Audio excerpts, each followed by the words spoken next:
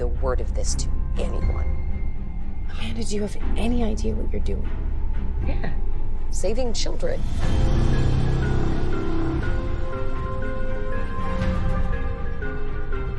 We have to destroy it. Are you crazy? That's my life's work. A witch hunt machine? Jesus, Whit. You were being so naive. Yeah. This is about saving people here in the real world.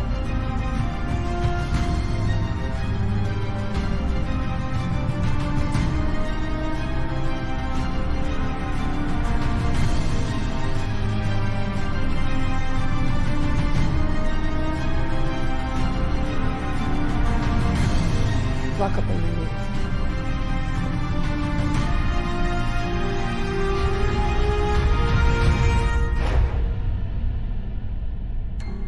Just a dream. Nothing more.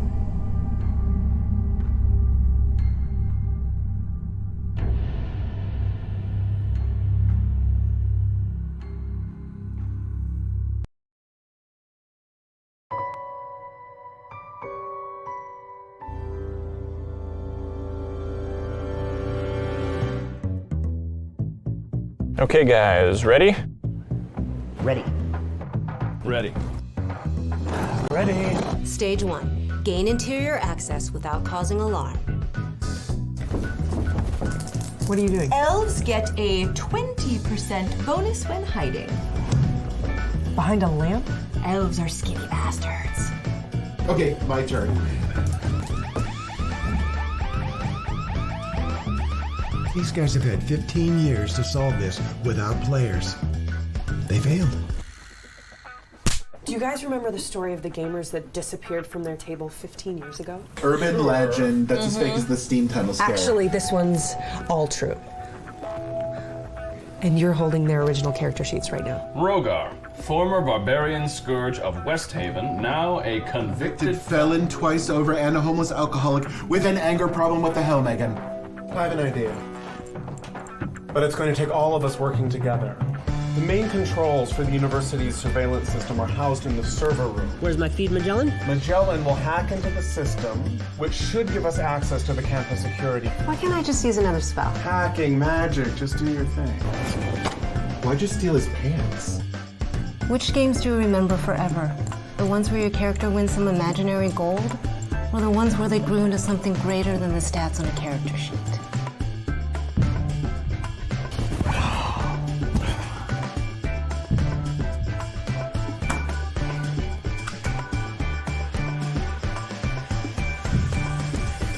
No, don't care. This warrior is better off living drunk in the city park than being controlled by the mere gamer.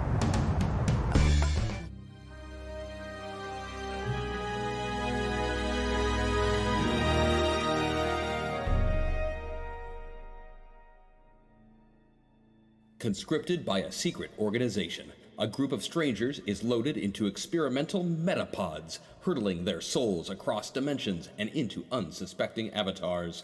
With each trip across reality, these newly minted metapilots gain access to unique powers and abilities, slowly transforming them into true masters of the Metaverse.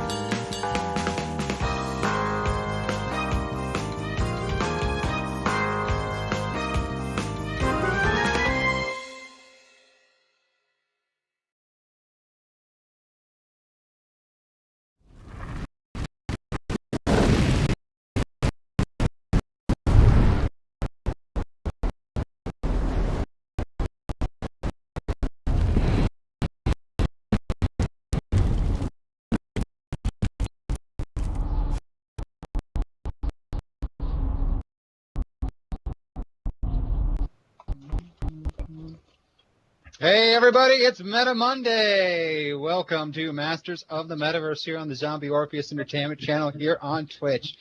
Yeah, I've got a full virtual studio today with all kinds of people in it. Can't wait for you to see them all. We've got Lisa Coronado in the studio with us virtually today. We've got Luke Amundsen in the studio virtually with us today. Sean Franklin and Christian Doyle. Hi. What a bunch of folks. Good heavens. It's quite the group we have. We've got Mark straining himself on tech. The poor guy has been running like a madman to get all these virtual streams going. We couldn't do it without him. Mark's the best. So what is Masters of the Metaverse? Why, it's only the most interactive live stream RPG on the planet. That's right. Nothing else like it out there. And how is it that way? Well, first of all, we've got our store, and I'm going to take a minute today, and I'm going to go over the items that are available in our store.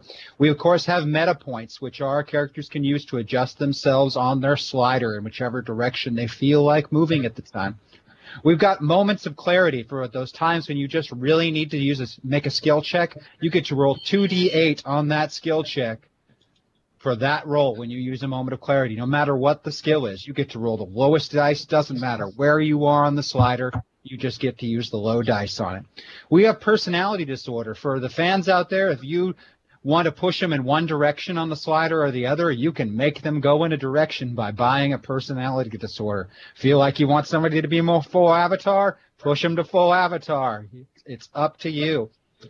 And then, of course, we have all of our lovely buffs for our characters. We've got Tessa on the show today, who has Ms. Haxor for her buff.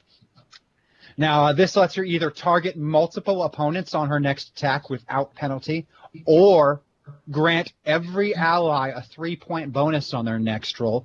Or you can use your buff, any character can use their buff, to put themselves anywhere on the pilot avatar slider that they want to be. Anywhere they want. For her brother, Crash Jackson, he has Haxor, which allows him to target multiple opponents on his next attack roll without penalty, or, as I mentioned previously, put himself anywhere on the slider. We've got Badass for John Stone that allows him to ignore all damage dealt to him on a turn, or place himself anywhere on the slider. For Wyatt Maxwell, we have Prison Rules. Wyatt can forego his dodge bonus to make a counterattack against any opponent who succeeds at hitting him during the round, or he can put himself anywhere on the slider. We've already got another meltdown in the store, which has our pilots swap avatars for a short period of time. Any kind of craziness can happen when that goes down. There are system shocks. If you don't like them where they're sitting on the slider and just want to randomly figure out where they're going to go, buy a system shock, and when I feel like it, I'll throw that out there, and they can go anywhere at random on that slider. We have Team Up, which requires 2 pilots. They declare that they're using it, and when they do so, they get to act on the best initiative of the 2 of them and use the best skill result for the 2 of them doing a combined action. It is the ultimate and teamwork for our pilots. There's my personal favorite, the Rule of Cool, for absolutely defying physics and doing the most crazy, wild, and incredible things, and then you at chat get to vote on who succeeds. Oh, someone is screen sharing us. And then we've got the Hack Attack. If you really just want to add something and you don't know what, or maybe want to add any kind of craziness, you can do that with a Hack Attack. You can add talking, transforming stagecoaches that turn into submersibles.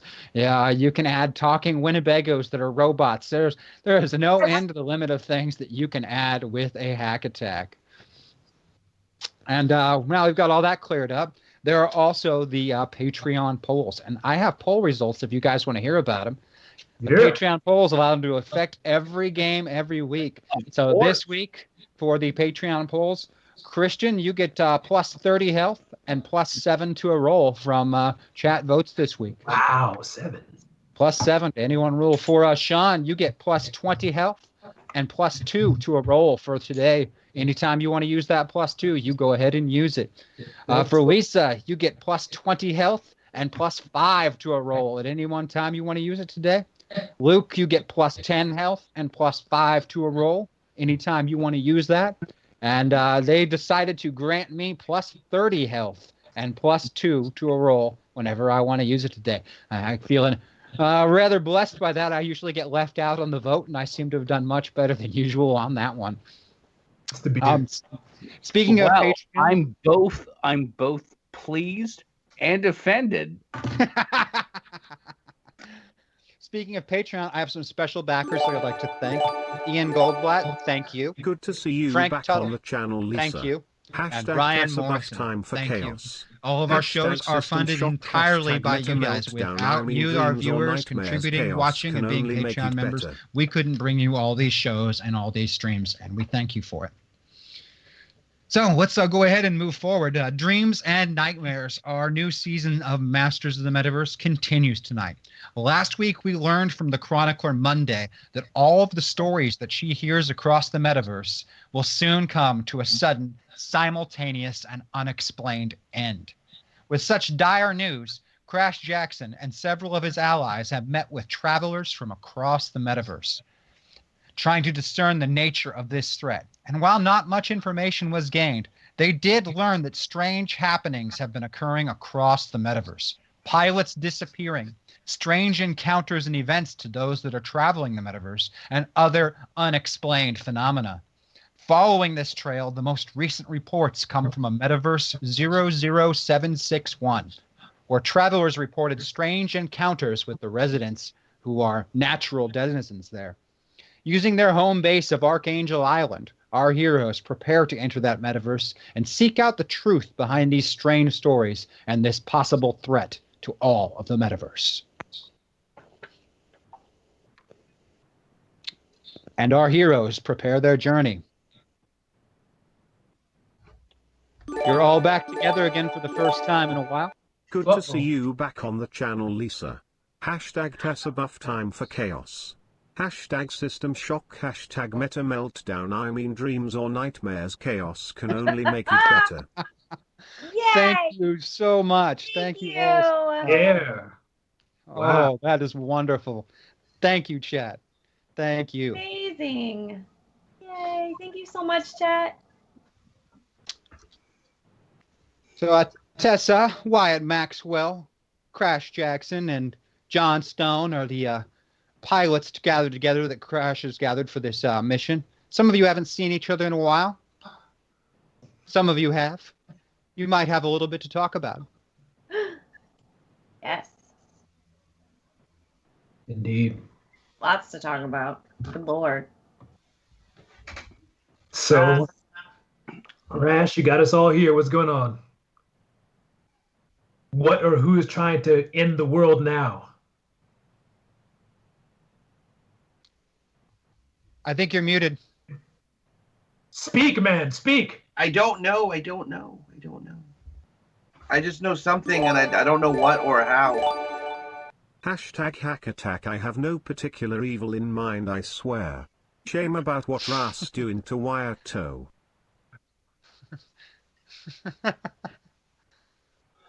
Huh. Don't know if I believe in the benevolency of that statement.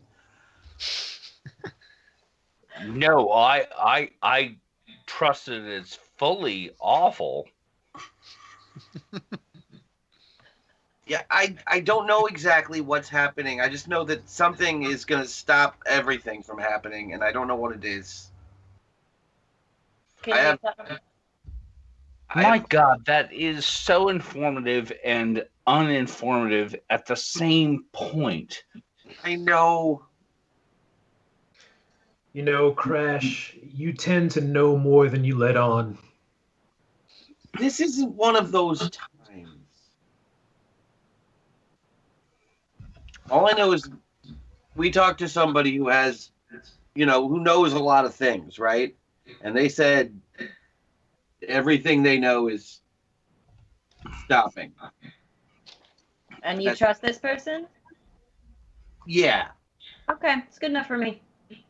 I'm sorry. I'm Wyatt. Who the fuck are you? Or are you talking to me? Oh, Wyatt. Yes, amongst others. Wyatt, I'm sorry. That is my sister, Tessa. Yeah. That's your sister? Yeah. Okay.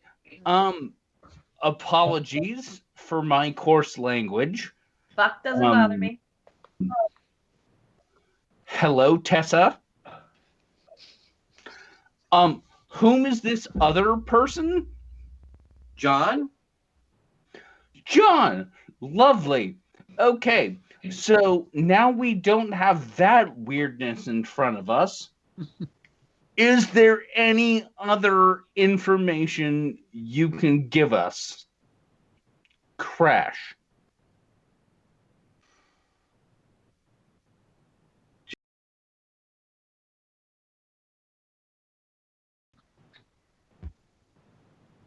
The metaverse you're going to, it just goes by a numerical designation, 00761. 00761. So we know nothing about it. Other than there have been a lot of strange reports that of people disappearing, the people who live there naturally, like the actual like residents of that metaverse, acting strangely. Just strange events. All right. I say let's do it. I need to get my mind off of Dad. So let's do it. Let's get ourselves connected again. We're back. All right. So you might want to bring that fact up again there, Tessa. I'm in. I want to get my mind off of Dad, and this sounds like a nice adventure. So let's do it. What about Dad do you want to get your mind off of? That he sacrificed us to go to prison? Like, who does that? I'm still not okay with it. I'm not over it. Yeah, it was really shitty. I'm sorry. Super shitty. We're like collateral to him. So game pieces. We're game pieces. That's what we are. We can only count on each other. That's incredibly well and deep gamed. Let's do it. I want to shoot some stuff. I don't know if this is a shooting metaverse or not, but if it is, we are gonna shoot so many things. If it's not, then I'll slap people. I still got my hands. Hopefully. This is gonna be fun or really, really terrible. Either way, I'm glad you're here. I'm so glad I'm here. It's been a while, brother. It's been a while. John Stone? Yep. You don't have to do pods anymore? Is that right? Yeah. One of the side effects of being mostly machine now is that no, I don't actually have to have a pod. I mean, I guess it's lucky. Well, let's try and get you hooked up with something good while we're out here, okay? The gooder the better. So this Matt guy, I mean, you seem to be here. Matt? You mean Wyatt? Excuse me, Wyatt. Mm-hmm. What's your story? I mean, I know you're not talking about me. Well, I just want to know what makes you useful. Why the hell do we have you in our midst for all this? Oh, good heavens! There's no reason. I mean, what are you talking about? Well, I assume since you've been brought to us that you have some kind of skill or knowledge that'll be useful. Wyatt has a very valuable mind. A mind is a terrible thing to waste, so. He's good at working within systems and outside of them. John. You're a hacker. John, Wyatt was in Project Metaverse with me. I remember him. It's so funny. Like I literally was playing D&D online with another group of folks on Saturday, and every one of them was playing a multi-class nonsense character. And I said, guys, just do what you do. Like, this is not difficult. I mean, come on, just play what you play. What are you babbling about? Nonsense. I'll shut up.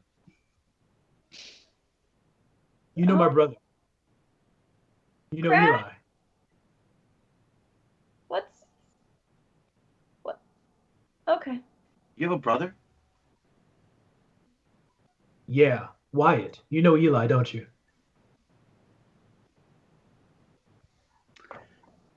Sure.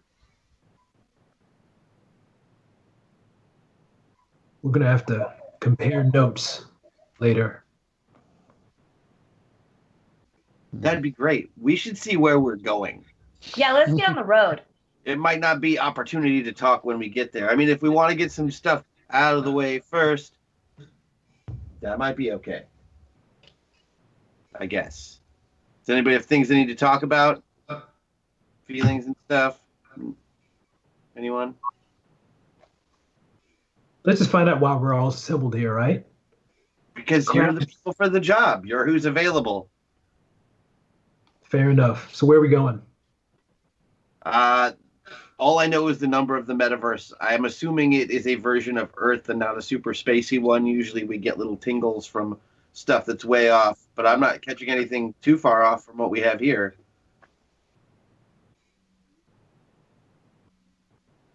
Could be anywhere or when. But I'm excited to find out. All right. You climb into your metapods, except for John Stone, who doesn't seem to need a metapod to do this. Jealous. Setting forth the proper settings that Crash has, and the white light surrounds you as you are transported in the metaverse and placed in the bodies of avatars. Woo-hoo! Let's hop to John Stone first. First and foremost, John, you are immediately put into full avatar. If I could get Mark on tech to move John Stone into full avatar, that would be great. And before I explain to anyone what's going on in your current situation, would you please tell them a little bit about Benjamin, your avatar? Sure. So Benjamin's a little special. Benjamin is not alone. Benjamin happens to have multiple personalities, which are he himself and his brothers, Harold, Andrew, George, and Thomas, all being distinctly different people with distinctly different skills. Excellent. Benjamin, you're hungry, and you're not sure when they brought you food last. You've been having your episodes again. It's hard to remember anything, really, except the things you don't want to remember. The screams and yelling outside of your cell are much louder than when you remember being here last. And there's a foul odor in the air, one you recognize. Death. A low voice can be heard outside of your cell. So hungry. Followed by grotesque sounds. You don't even want to think about them. Slurping and loud chewing. So hungry. Need more. Then a face appears in the tiny barred window of your cell door, splattered with blood and a mouthful of what looks like human flesh. Need meat. The door unbolts and slowly slips open. A massive, obese figure looms in the door, spattered in blood. Intestines hang from his arms and in his hands, bits of bloody flesh dropping from his mouth. Meat, he says as he takes a step towards you in the cell. Let's cut to Michael. Will you go ahead and put Crash into full avatar? Crash, will you tell us a little bit about Michael before we get started? I believe you're muted again.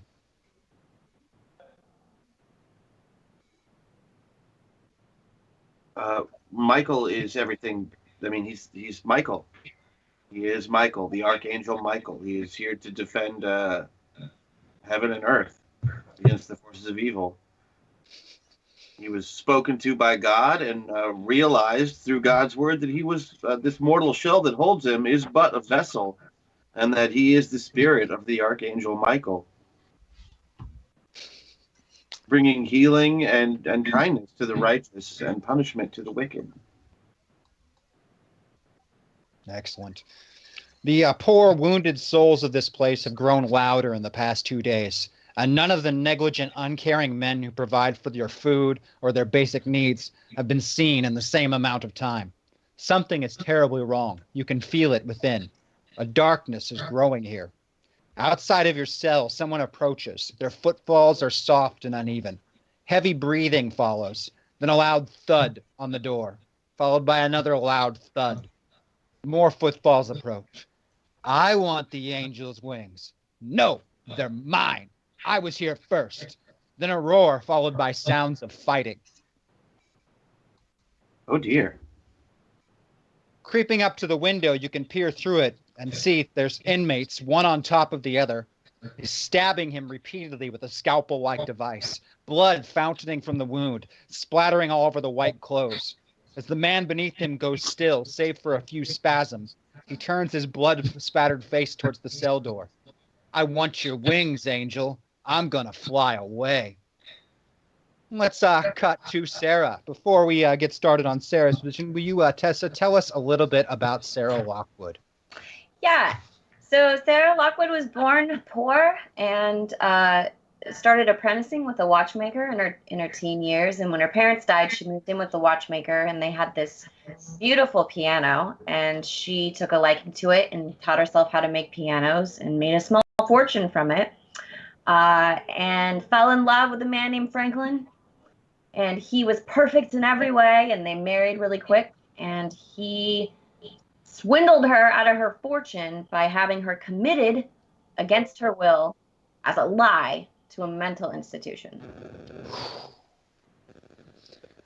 The room is cold and plain and all too familiar. It has been Sarah Lockwood's view for a very long time now.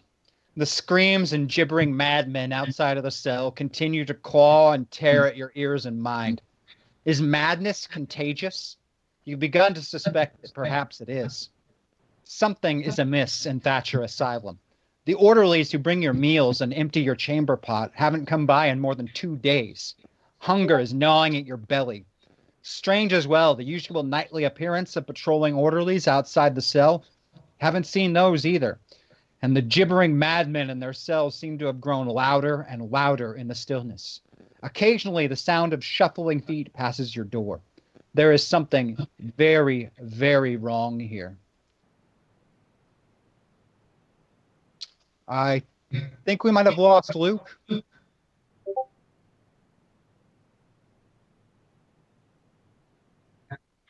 Okay, thank you. You can hear a voice outside of your cell door. Would you, as you approach it, you can hear somebody repeating over and over again, "Shut up, shut up, shut up," followed by a squishy thudding type noise. It sounds very disgusting.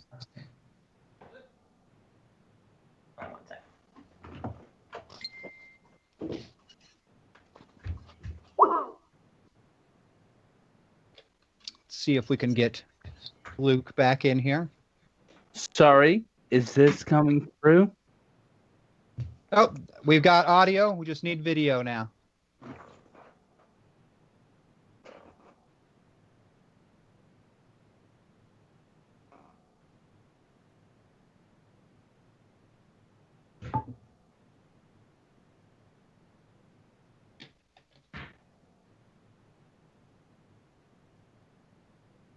Got your video on there?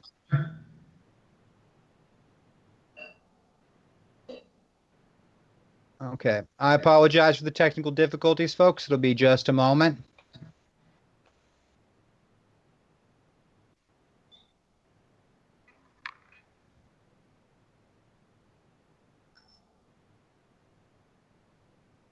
I see him listed up here.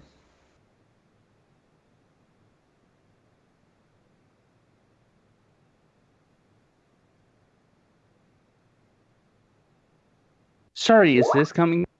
We're getting out. Oh, there you are. You are back. All right. Sorry about that, Is folks. this We got you back. lovely? Sorry about that, sorry. folks. All right. Let's cut to Wyatt Maxwell in the body of Timothy in his cell. And you go ahead, Mark, and put everyone to full avatar on their sliders, please. Uh-oh. Before we begin with your circumstances, Timothy, you want to tell us a little bit about the avatar you're in there, Wyatt? Certainly, I will be happy to do so. Now, when I was a child, my parents were unfortunately dispatched. And even before that, I had known that there was some folks that needed to go.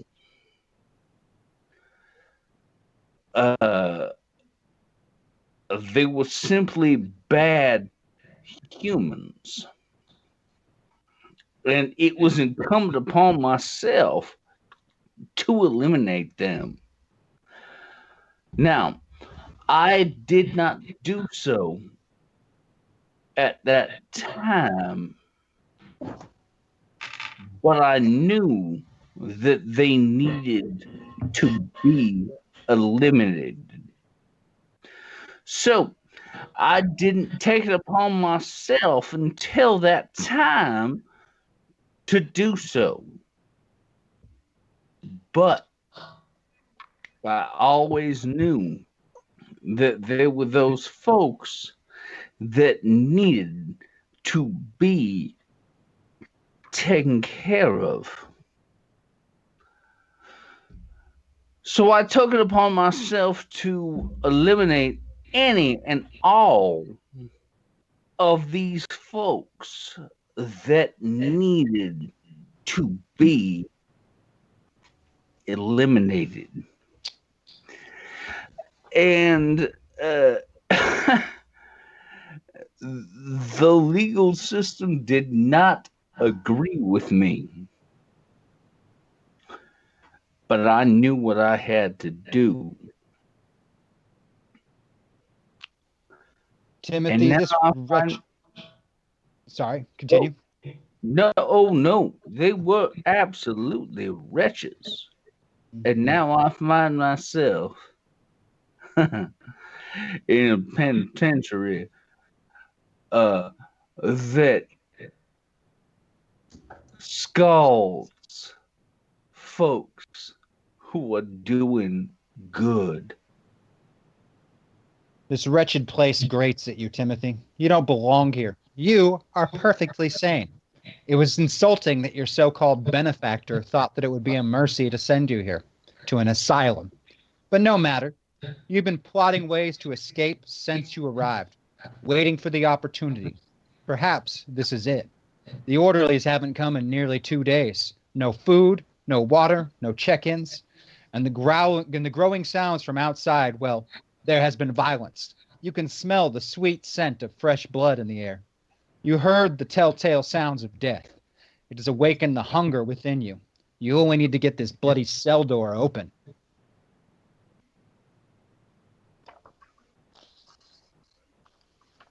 Let's cut back to Michael.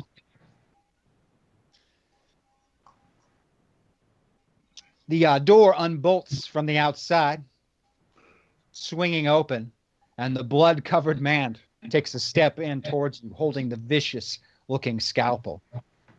I'm gonna cut your wings off, Angel. Those wings will not fly you to heaven, child. They will not fly you there. He has the strangest look in his eyes. He has the look of presumed innocence.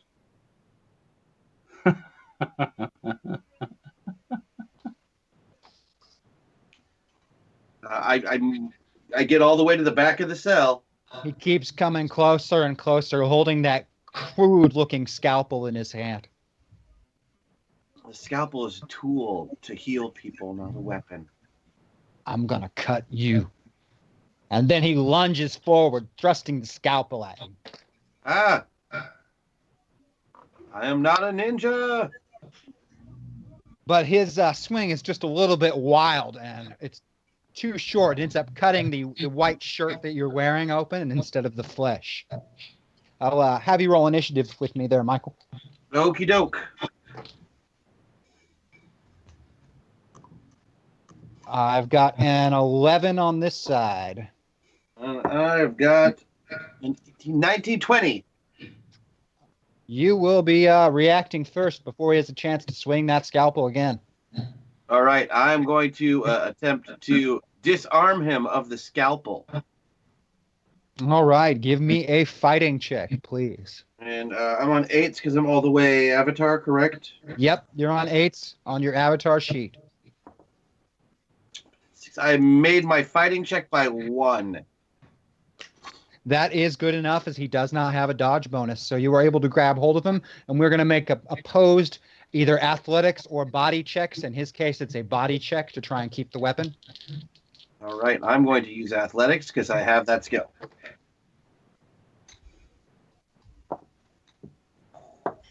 3 2 5. Succeed by 5? No. I rolled 5. I'm sorry. I succeed by 7. Oh, that is a much better success than his, and you are able to grab his arm and wrist and wrench the scalpel out of his hands. All right. I don't think I have any other. Yeah, that's all I've got for this round. All right, he is going to attempt to tackle you to the ground and try and wrestle the scalpel back. But you easily push him off of you. He's a bit smaller than you and does not have your physicality.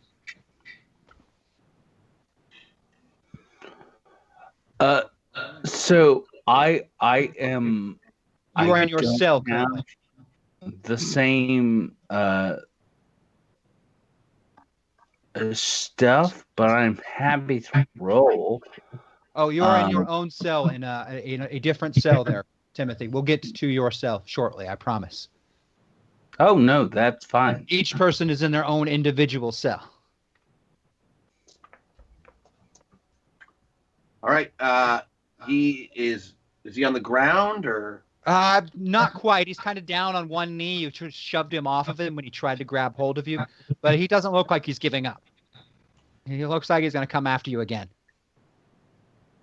All right. What kind of a room is this? This is like my an actual. It's like a really, really Spartan cell. There is a built against the wall stone slab to use for a bed. There's a chamber pot to do your business in. You had me at stone slab. That's where we're going with his face. Okay. We're going to give him the old bed stuff. All right. Give me a fighting check, please. Maybe we want some hashtag meta point for this evening. Maybe alleviate some of the pain in the brain drain.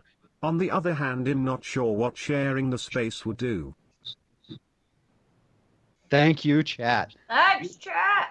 Beat it by 3. Beat it by 3. Again, he doesn't have a dodge bonus, so you slam his head against the stone, and he goes slack. He's not dead, but obviously thoroughly unconscious.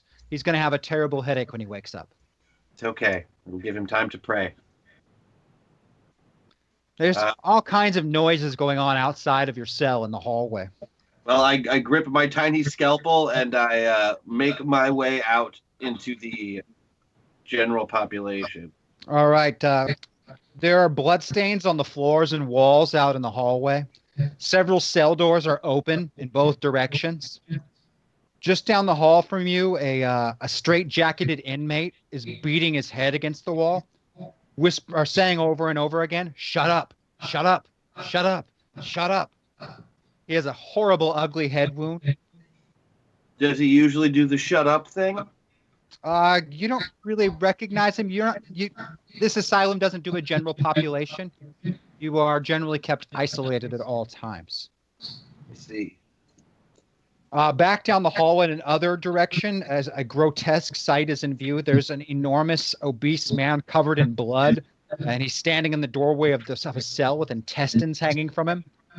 Behind him on the ground is another corpse bearing the look of one that has been eaten. There's laughter and screams and shouts of madmen coming from both directions down the hall. From both directions, so there's not really a good way out. I take the direction that is, towards the entrance/exit.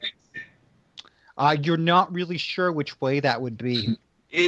God will lead me in the right direction. I'm going right. All right, that would be past the morbidly obese man. Oh, sure. Give me the least room to work with. Well, he's stepping into a cell at this moment. Oh, good. I will make sure when I go by to shut that door behind him. Ah. Yeah, he's stepping into a cell saying something about needing meat over and over again, and we will cut to Benjamin. The large man has stepped into the cell with you, the flesh falling out of his mouth as he comes near. You're pretty sure he intends to eat you. Man, I'm not quite cut out for this. My brother Harold usually does all the fighting. He does all the fighting. Come on, big guy. Come in a little bit closer. Come on. All right, he takes a step towards you, dropping the intestines from his hand and reaching forward like he wants to grab a hold of you. He's not moving particularly swiftly. Over his shoulder, you can see another inmate is walking by holding a scalpel.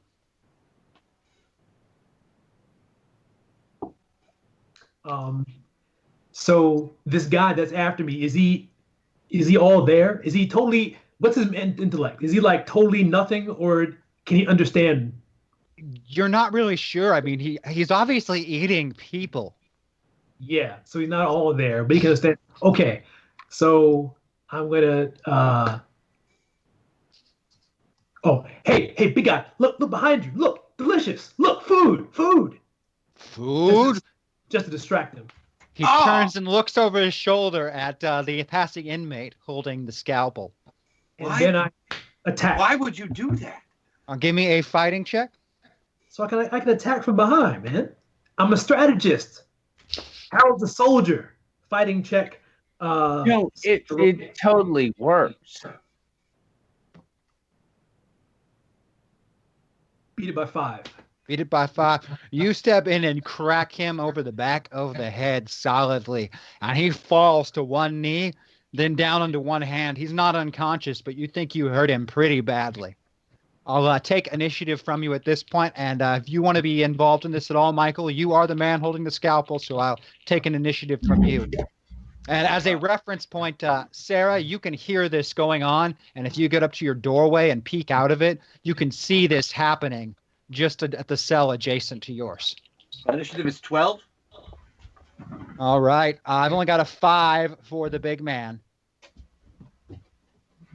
He is like halfway down. I'm going to give him the old knee to face. All right. Give me a fighting check. He is clearly far too high-strung. Beat it by 6. You hit him over the back of the head, and whatever you did was enough, and he flattens out on the ground. His chest is still rising and falling, but he is face first in a puddle of blood from his previous victim, perhaps, or maybe ate him after he's dead. You're not really sure. But I look over at the patient and I say, he will no longer try to harm you. It is safe. And you are observing all of this from your cell window, Sarah Lockwood. And then I start flapping my arms and running away. Whoa, wait, come back. Who? I veer by dipping my wing and turning all the way around. Yes, my friend? Fear not. I am the Archangel Michael. I am the messenger of God. Come with me and I shall take you from this place and we shall seek freedom. If you unlock my cell, I'll come. I have heard your prayer, my child, and I am flying to you as we speak. The cells aren't locked. They're just barred from the outside, so anybody who's in the hallway can just open the door. It's just meant so the inmates within cannot open them. Michael continues flapping his arms and tiptoe running over to where that cell is and lifts the bar. That's right next to the gentleman who is beating his head against the wall saying, "Shut up, shut up, shut up," over and over again. Oh, next to that cell? Okay, I'm not going to open that cell. Help! Again, Hold she on. is calling for help. Hello, hold Yes. on while I land. All right. I landed. I lift the bar. All right, you open it up. It is. She's a little unkempt for being in a cell, but it is. Fear not! You are in the presence of the Archangel Michael. And I go through the whole spiel again. I run over and hug him super tight. A friend! Hello, friend. Hi! I'm not crazy. Of course you're not. You believe me? Who told you that you were crazy? Everyone in here. Oh no, my child, you are clearly quite lucid. Follow me to the door. And I start flapping my arms and running down the hallway. Oh. Hey, Miss, who are you? My name's Sarah.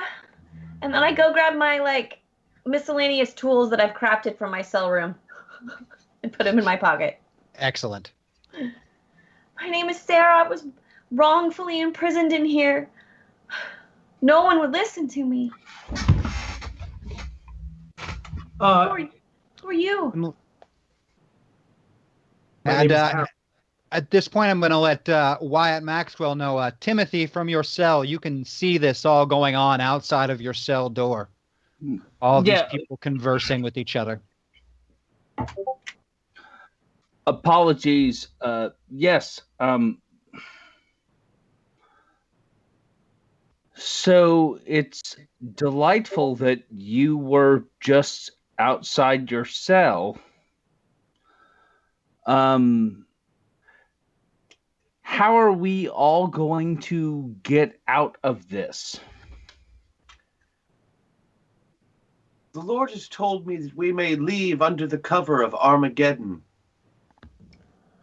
Also, I made a fake pregnancy stomach, and I'm going to shove it under my gown, and we'll pretend I'm going into labor. That is an excellent idea. Okay. The Archangel Michael will follow suit. Okay. Michael, I look around for a pillow. You'd have to get one from a cell. This gentleman is talking to you from a cell about your freedom. He seems to be interested in getting his own. I go up to his window and look, and like get my face very close to it, and I say, "May I borrow your pillow?" That is asked of you, Timothy, by a strange man in the hallway. Is that... I feel that is not a good idea. Just until we escape. I'll give it back when we're done. You can trust me. I'm an angel. Okay, then I suppose we will do that. You're going to have to let him out of his cell. I'll tell you what, my son. I will trade you that pillow for this knife. Good grief. All right, then here we are. And it's fine. I lift the bar, hand him the knife, and take the pillow.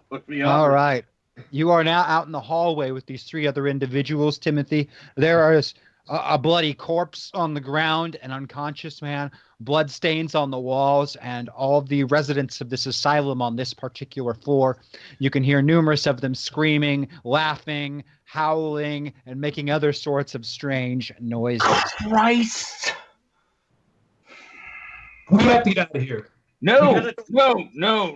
Here we are, as needed. This totally isn't weird. At that moment, a pair of orderlies, or in the uniform, and cudgels splattered with blood. Fellow angels. Their uniforms are dirty and also covered in blood splatters. Both have deranged looks on their faces and huge, freakish grins. They immediately rush towards you with their clubs upraised. So you understand what we're going through. # Wyatt Buff prison rules for a prison fool's cap for a crown. Wouldst see the dunce drown an eel in a pond? Then come and be calmed. Oh, thank you, chat. Thank you very much. I need everyone to roll initiative at this time. That's going to be 2d12 to roll initiative. Do we have any meta points? There are currently 4 in the store. I would like to spend 1. All right. Spending 1 and moving. Well, you can only go one direction.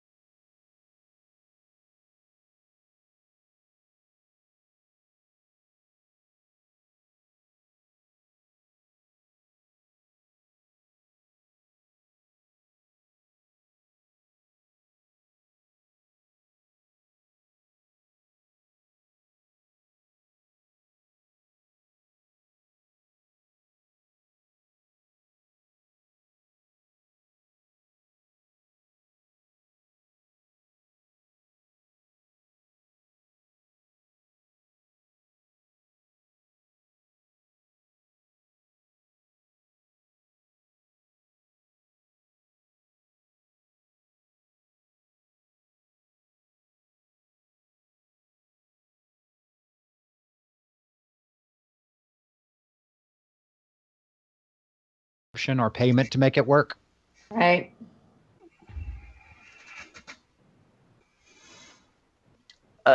To bring another thing into it.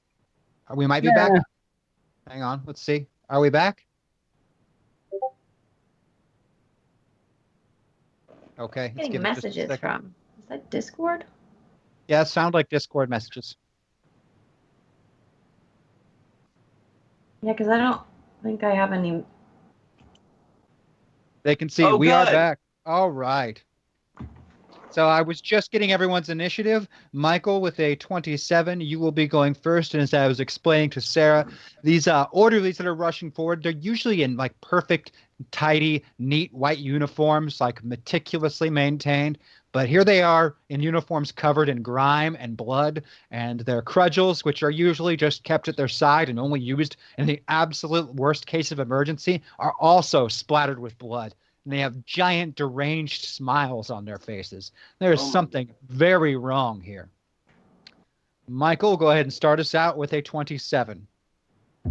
All right. I am definitely going to go after both of these guys. All right. How are you going to do that, my friend? You do have a pillow. Right, and I'm going to be attacking their weapon arms with the pillow, like wrapping it and pulling. Maybe whipping one guy's arm into the other guy. I got 2 attacks, so I'm going to do it. All right. Give me a Make him fighting smack check. his buddy with a club. Give me a fighting check first. You 2 attack having motherfucker.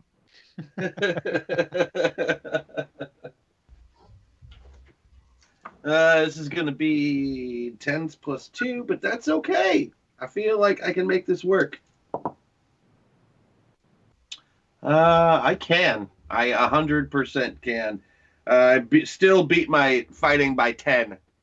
That is a critical success, so you quite easily wrap his arm up, and you will get a bonus of 2 to the fighting check used to strike his partner with his cudgel.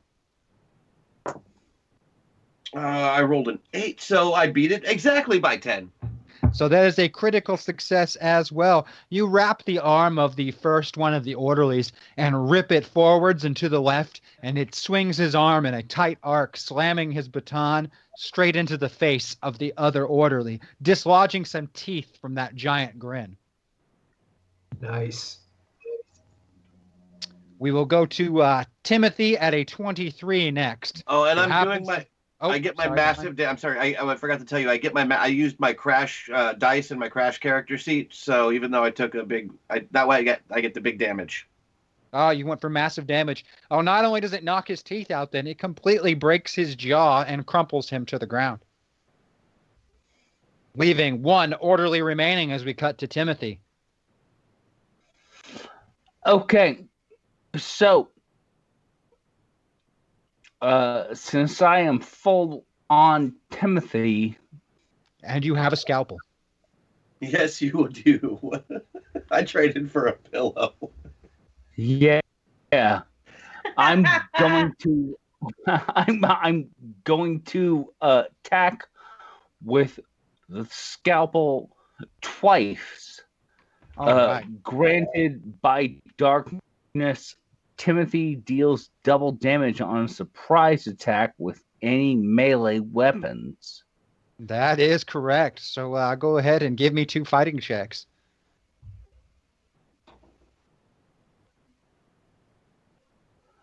So I'm rolling on.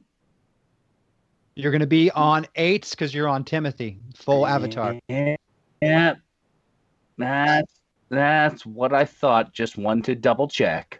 I appreciate it.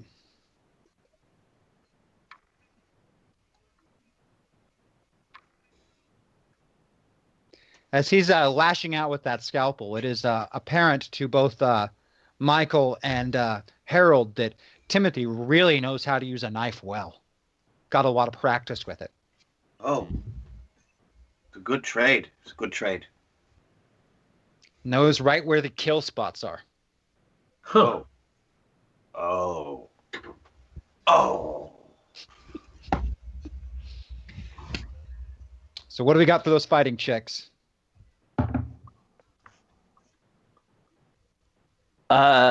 First one is an 8. That'll do. Yep. I believe your fighting score is significantly higher than 8. Second is a 10. Those are both successes with 2 quick slashes. One going into under the armpit, and then the second one going across the throat. He outright kills the second orderly, spilling blood all over the floor. And has so much fun in those 2 moments. And he clearly enjoyed that. Yes. It's the sort of thing that he's been waiting for. And can I have everyone make a notice check at a -6 penalty, please? Even if we have investigation as a power? Absolutely. I need notice at a -6 penalty. So add 6 to whatever your dice roll is, because this is a very hard to notice thing. Congratulations on 100 D8. episodes of Masters. Thank you for making I us got a 12. part of this incredible story. You guys make it amazing. Hashtag crash buff for Christian, because without his dreams we wouldn't be here. Oh, thank you, yeah.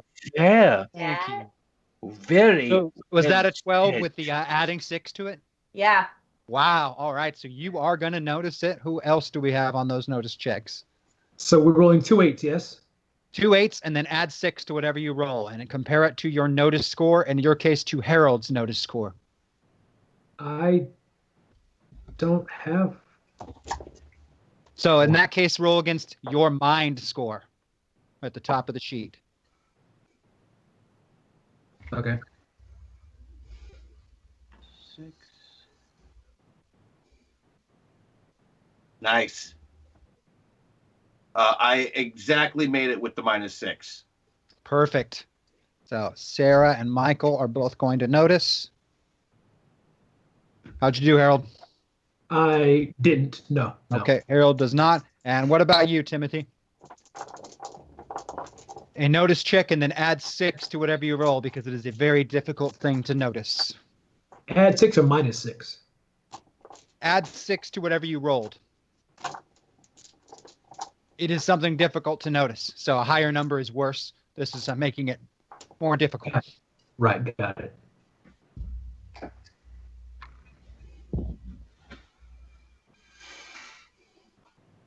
Adding 6 to your notice roll. What did you get there, Timothy?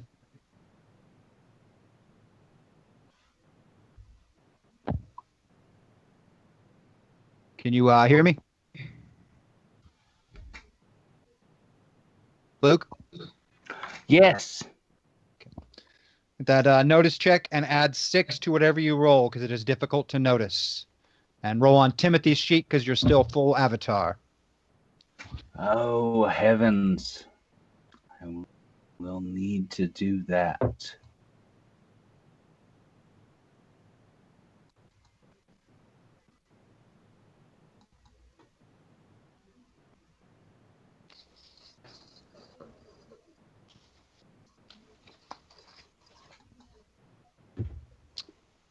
And how did you do?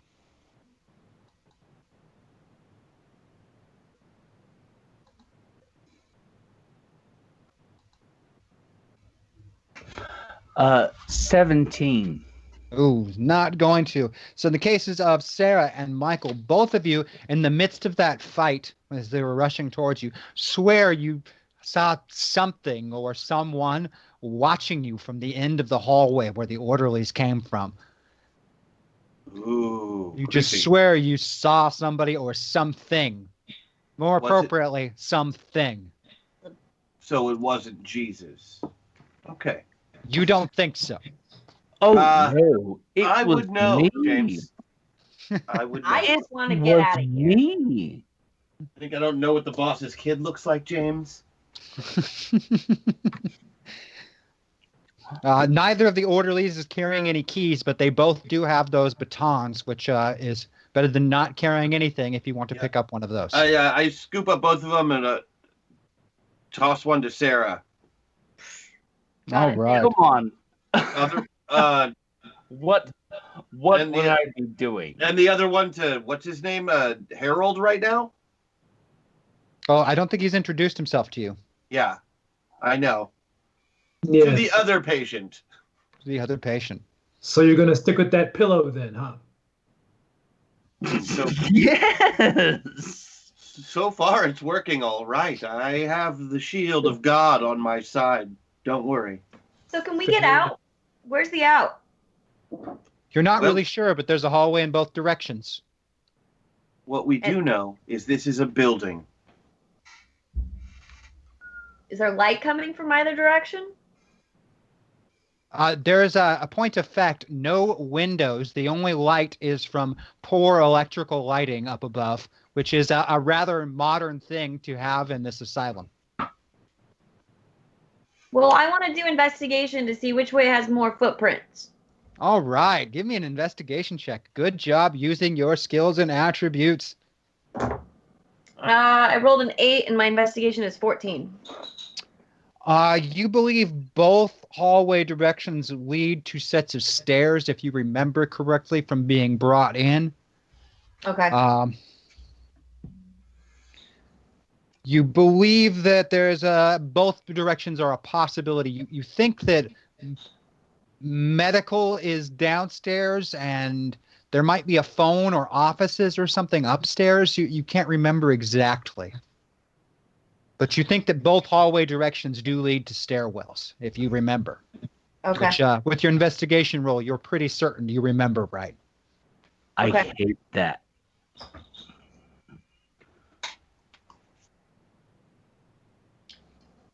Well, So there's the direction the orderlies came from or the opposite direction of the hallway. Both of them, you believe, lead to stairwells that could potentially be exits.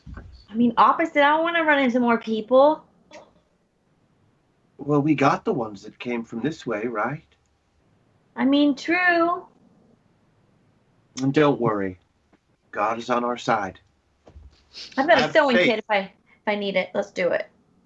Exactly. In case we need to stitch our way out of here.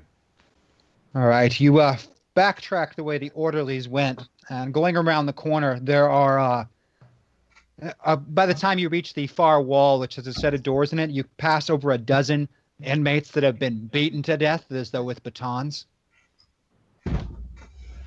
There's a set of very stout doors at the end of the hall.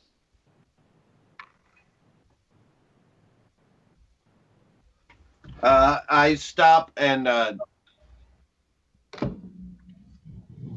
look at all these dead bodies that have been beaten to death. Yeah, they were definitely beaten to death, and looking at the batons, you are pretty sure they were beaten to death with those batons. With these murder weapons we're holding? Yes. Maybe we shouldn't be holding them. I think I'm gonna hold on to mine. I'm chucking mine.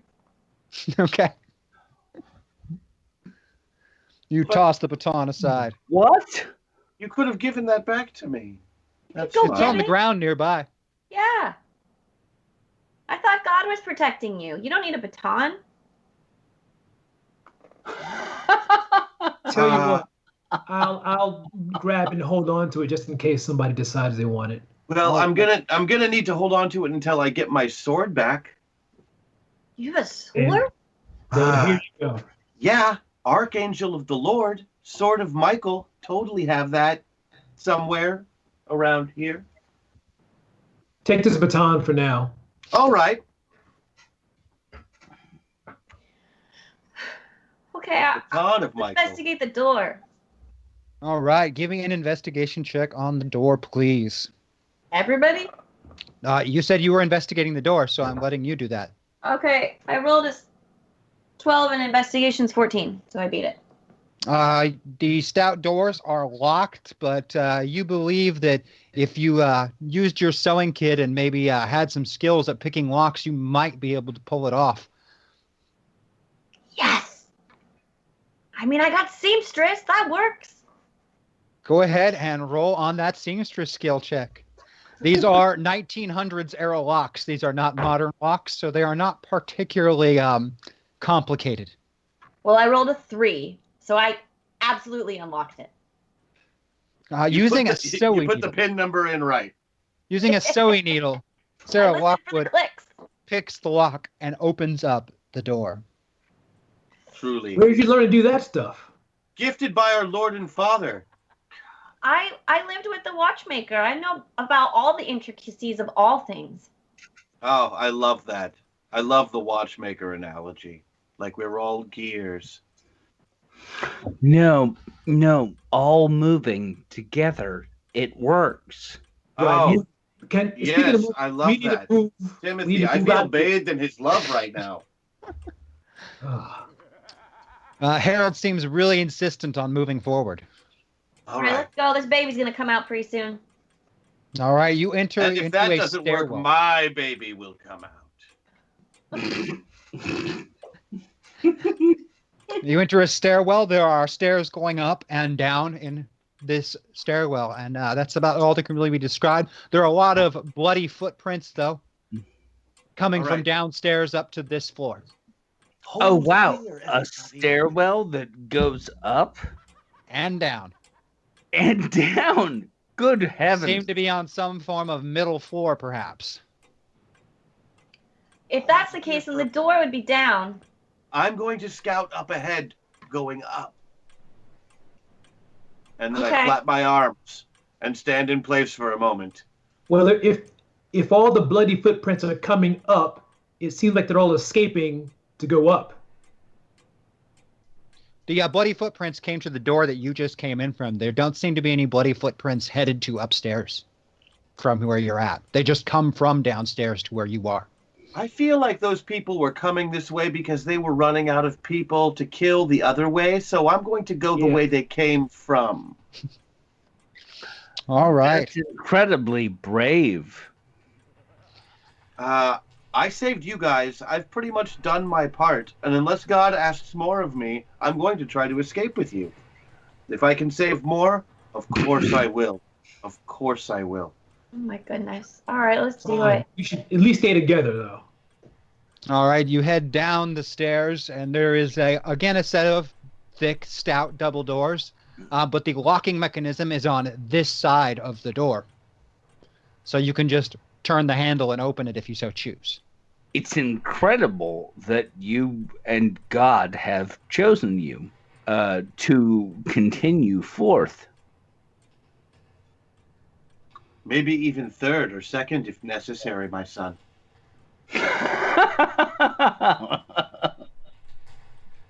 Right. Look. Yes, definitely. Archangel, can God tell you what's on the other side of this door? God can do all things. He chooses to tell me nothing regarding this door. I listen. I'm gonna put my ear up to it. It is quiet. Dead quiet. Maybe they're all dead, and we're okay to move forward. We could announce ourselves.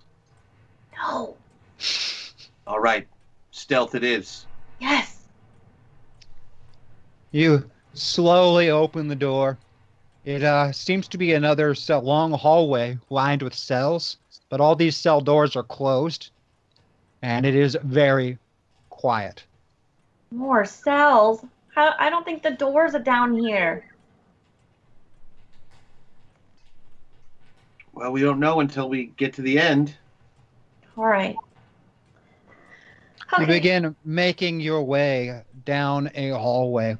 Every so often, the lights above flicker and go out for just a second and then flicker back on. They have lights. Yes, there are light bulbs put into the ceiling.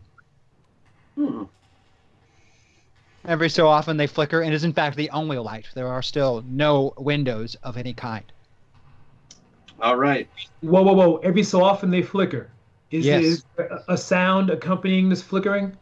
The sound of electricity, because these are again 1900s era light bulbs, so they're audible when they illuminate and when they go off. Oh, what I was getting at was like an electric chair kind of thing that's causing things to dim. That is an astute observation, but you hear nothing that sounds anything like that other than the flickering of the lights. Right. Boy, As how you move forward, the lights flicker again, and you hear the sounds of cell doors opening. And looking back, you can see that two of the cells that you have passed at the beginning of the hallway have opened up, but there's no one standing there that opened them. The doors have just opened. Ghosts? That's ridiculous, Sarah. There's no such thing as ghosts. I see God ghosts. told me. I There's talked to ghosts. There's a holy ghost, isn't there, Michael?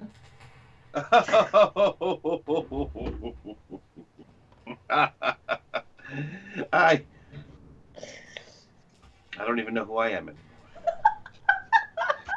Anyway, from those cells, is anybody coming out of those cells? Is anybody In fact, as you notice, the lights flicker again, and then while they're flickered out and darkness is on, two more cell doors open, and there are 4 inmates, each one visible standing in the doorway of their cell, staring at the floor. Yes, and ghosts are there, and there are 4 of them, and they are all present, and it is terrifying. Continuing down the hall. But All right. quicker. The No lights reason. flicker on and off again, and while they're off, you hear the sound of more doors opening. And again, there are 2 inmates standing in those doors looking at the ground. And the faster you move, the faster the lights seem to flicker off and the cell doors seem to open. I'm running. Wait, how far down does this hallway supposedly go? Quite a ways. It's can lined we with not cells. see the end of it? I'm running. There is a corner at the end of it, just out of sight. You are running and running, and as you run, the lights continue to flicker out, this time rapidly. Doors opening every time the lights go out. Mm-hmm. You round the corner.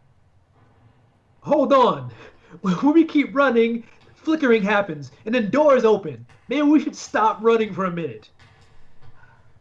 But then the things inside the doors will come out of the doors and hurt us potentially. You know what? You Just can stand there. If you want to stop and ask them while we continue running, that would probably help us immensely. You said And to stop and look at the floor, right? I know a guy, special place for you in heaven. Think about it. Are all of them still standing at their doors doing nothing? Staring at the floor. All the inmates are? Yeah, all the ones that have appeared in the doorways, just standing right in their doorways, staring at the floor. Not sticking around for this. No, I'm not stopping to look at these people standing at the floor. No! I'm going to the end of the hallway. Yeah. All right, you round the corner to a set of steel, very impressive doors. There seems to be no mechanism to open them from this side. And onward, they stop? You're at a dead end of doors with no way to open them from this side. Dang it! Do we just knock on it? The lights flicker again, and when they turn back on, every one of those inmates' heads is turned and looking at all of you. Oh. Oh, I'm banging on that door. How many are we talking about here? 30. Oh, okay. That's a lot. Can I stand on somebody's shoulders for a second, please? My wings don't seem to carry me aloft quite as far as I need to go. My knees are super weak, but yes. Thank you, my son. All right, he gives you a boost. You are now up on Timothy's shoulders. All right, I'm gonna unscrew one of the light bulbs, one of the flickery light bulbs. Okay. And stick my finger in that socket as hard as I can. The lights all go out simultaneously. The charge goes through you. It is substantial and launches you down to the floor away from the light socket. These primitive devices are It hit they're Timothy not like too, the modern. right? Yeah. And Okay. Timothy, you are also blasted with electricity and knocked to the floor. Will you please take 10 damage? No, of course. I will, however. That was not expected. No. No, that was good. That was what I needed.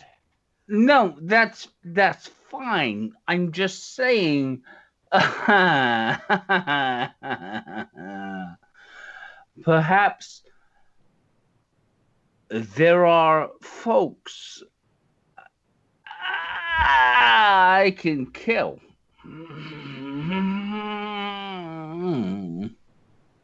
Timothy is most certainly unhinged. There are 30 of them, knife guy. And at that moment, the one staring at you all begin to let loose blood-curdling yells of a variety of different pitches, but they are just horrifying, high-pitched, low-pitched, deep screams, shallow screams, just this combination of screaming. We gotta go back up. And they begin rushing towards you. God. Everyone roll initiative, please. Nah, that's fine, because I'm coming for them. Oh, they don't even fucking know. Sorry. Sorry for the language. It's all right. All right. 17. You got for initiatives. Yeah, those are good screams. 15. 15. And still currently Harold, correct? Indeed. Okay. 25. 25. 18. 18 for Timothy. And what about you, Sarah? 17. 17. All right, we are going to start with Michael at a 25. There are 30 inmates rushing from their cells towards you down the hallway, screaming.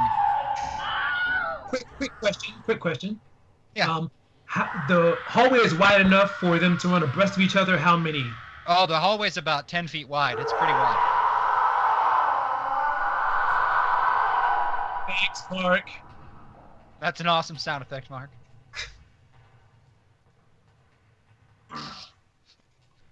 In the name of Jesus Christ, be gone! And I put my hand right on one of their foreheads as he's running up. And Are you releasing some of that electricity? And I'm giving some of that electricity. All right. Give me a focus or power use roll, please. Yeah. Heavens, goodness. Yeah. Can I spend 2 meta points? There are 3 in the store. There are 3 meta points in the store, 2 Miss Hacksaw buffs, 1 Hacksaw buff, 1 prison rules, 2 meltdowns, and a system shock. And you can bet I'll be using some of those soon. Yeah, I can imagine. All right, we're going with the power use. I rolled a 9. My score is 16. I beat it by 7. Michael reaches forward with his hand, touches one of these inmates, and electricity launches from his hand. Activate Hacksaw. And he activates his Hacksaw buff. And are you going to hit all 30 of them? Yes. And hits all 30 inmates with electricity, knocking them all to the ground. The one that he touched in the front is not going to get up. Half of the others probably won't as well. More than 15 of the inmates lie down on the ground, smoke coming from them, hair standing up as though they stuck their fingers in a light socket. All right. But that's what I did. Oh. How in the world did he do that? You have no idea. Are an angel. That's not 100 true. Yes, Angel. We should Michael get that seems door confused. open. We need to get that door open. I have seen this movie, and it doesn't end well for any of us. There doesn't seem a way to open this door from this side. So. Did you say there doesn't seem to be a way to make a door from this side? To make this door open from this side, it doesn't seem to have a right. a But handle what about making a door from this side? That's another story altogether. Let's go ahead with Timothy's at an 18, and he's next. So half of these guys are laying on the ground and probably aren't going to get up. One of them is most assuredly dead. So, oh, I think we might have lost Sean there for a minute. Oh, no, he's back. There he is. Okay. So is there a couple of points? There is 1 meta point. There is also a prison rules in the store, which remember you can use your buff to put yourself anywhere on the slider if you want to use that. Yeah, I think I'm going to use that. And where do you want to go on the slider? I want to go full Wyatt. All right, going full pilot. Wyatt Maxwell is now in the driver's seat. So I want to use all of his skills. Yes, you'll be using Wyatt's skills now. Apologies. Yeah, apologies. I'm slipping over to his stuff.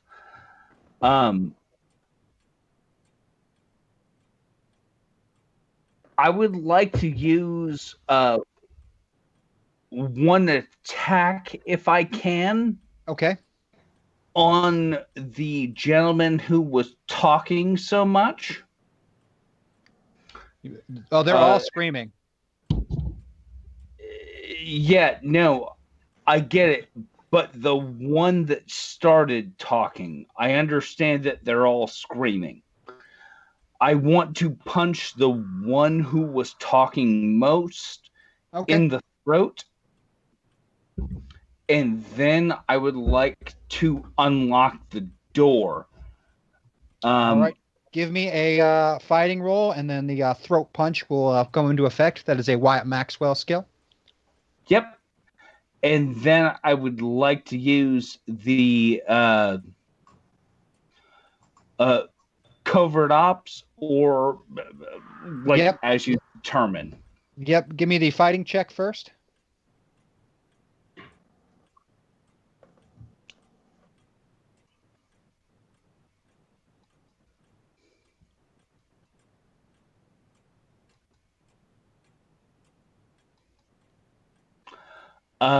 Seven on the fighting roll. That is a successful throat punch, and in the case of you, the throat punch does 50 damage and is going to be lethal to that individual. And the give me the covert ops roll next. God, the covert ops is 12. And what's the covert ops skill? How many? What's your skill in it? How much did you beat that one by? 6. All right. Moving your way on the door, it looks like that this door is controlled from somewhere else, and you're pretty sure you can't force it open from this side without anything short of like a bulldozer or something. It gets designed to keep inmates in.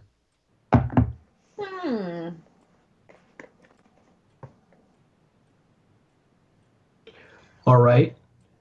So I will stay at it and try to figure out the door. All right. We will then cut to Harold. Or no, sorry, Sarah is next. Sarah Lockwood, you are next. There are 13 remaining inmates. Okay. Are they actual inmates with like a physical body, or do I not know? They look like inmates in inmate uniforms. So why don't you go ahead and roll an investigation roll for me for your first action? Because that is a very good question. How many actions do I get? Well, you can take multi-action penalties to keep taking several actions. So I rolled an 8, beat it by 6. There's something not right about them. Like you're starting to doubt that they're even there. Huh. Okay, so if I use the last buff to move one direction towards Tessa. You can move anywhere you want on the slider if you use your buff, or you can use the 1 meta point. Okay. So you have I 2. got teleport small object. Is Tessa? Can I teleport the key on the other side into the lock? It's not controlled by a key, it's a control mechanism, so you don't think that would work. All right. Then I'm just gonna walk back towards the stairway to go up. All right. Sarah calmly walked through the screaming inmates. No. I'm gonna use my dance skill and I'm gonna dance around them all up to the stairs. Oh, nice. Give me a dancing check. Yep. Thank you. I beat it by 3.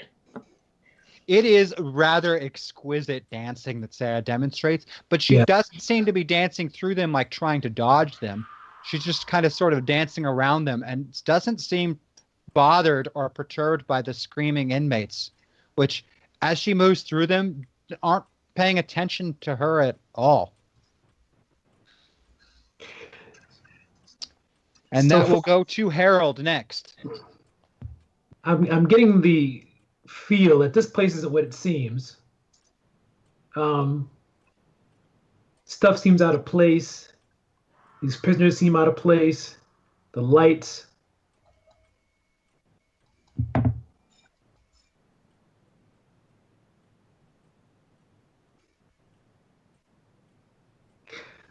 Aside from the door and the inmates. Yes.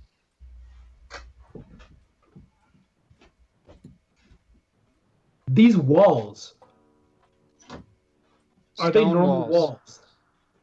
Big, stout stone walls. Give So me an they're- investigation roll if you have the investigation skill. I would also take the notice skill if you have it. Yeah, my current character has neither. Well, but I am so incredibly stressed out though. This is a traumatic experience. It is. It is very, very stressing. And Harold, I thought Harold the soldier could handle it, but I really think my brother George is actually the guy to bring in. The gambler, because nothing gets past George. George is a smooth operator. He is. Nothing gets past George. You know what I mean? Nothing. So I'm gonna roll against George's notice to All see if there's right. something around here that's kind of out of place. A little bit of miss. You know what I mean? Please do. Or right on the nose. Right on the nose. I missed that. I met it exactly. Made it exactly. There is definitely something amiss about these inmates. The walls, the floor, the door, everything else is very real, but there's just something not right about them. And not the fact that they're crazy, screaming people. So I go up to one of them and I just tweak his nose. Little tweak. And you reach up and tweak his nose, and his screaming, rage-filled face no longer really seems focused on you. He seems to be focused on Michael and Timothy now at the moment. And so we'll go to them next. The remaining 13 rush forward, trying to tackle and drag Timothy and Michael to the ground and beat on them. But though there's this huge mob of them reaching forward and grabbing onto you, no matter what they do, you just seem to like slip right out of their grip, or the punch just lands slightly off and doesn't really impact with any force. And they're not really able to do anything to you. But surround you, screaming in your face. That's really the worst part about it, is them all screaming around you. It's all a trick, guys. Just dance around them. And then we'll go to Michael next.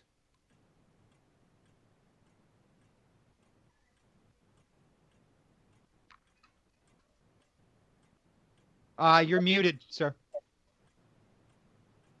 With everybody screaming right in my face, I'd take a look over at the big door. And, I'm mostly crashed now, so I'm not loving all the screaming, I'll be perfectly honest.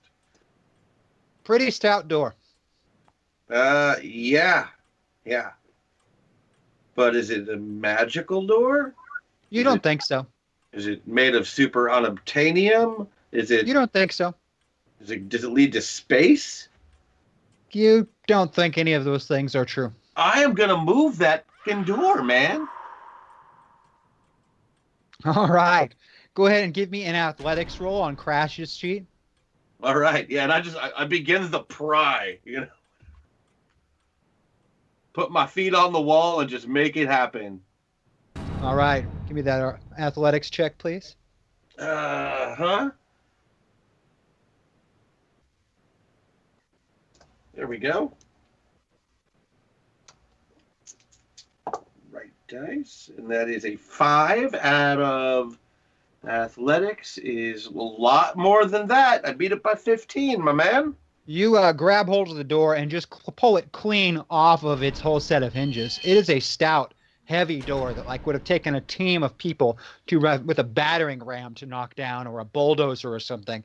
And Michael just grabs this door and rips it clean off of the wall, opening the pathway behind it. And with that, guys, we're going to take a quick break, and we'll be back in about 5 minutes with more Masters of the Metaverse here on the Zombie Orpheus Entertainment channel on Twitch. We'll see you guys in just a minute. Be right back.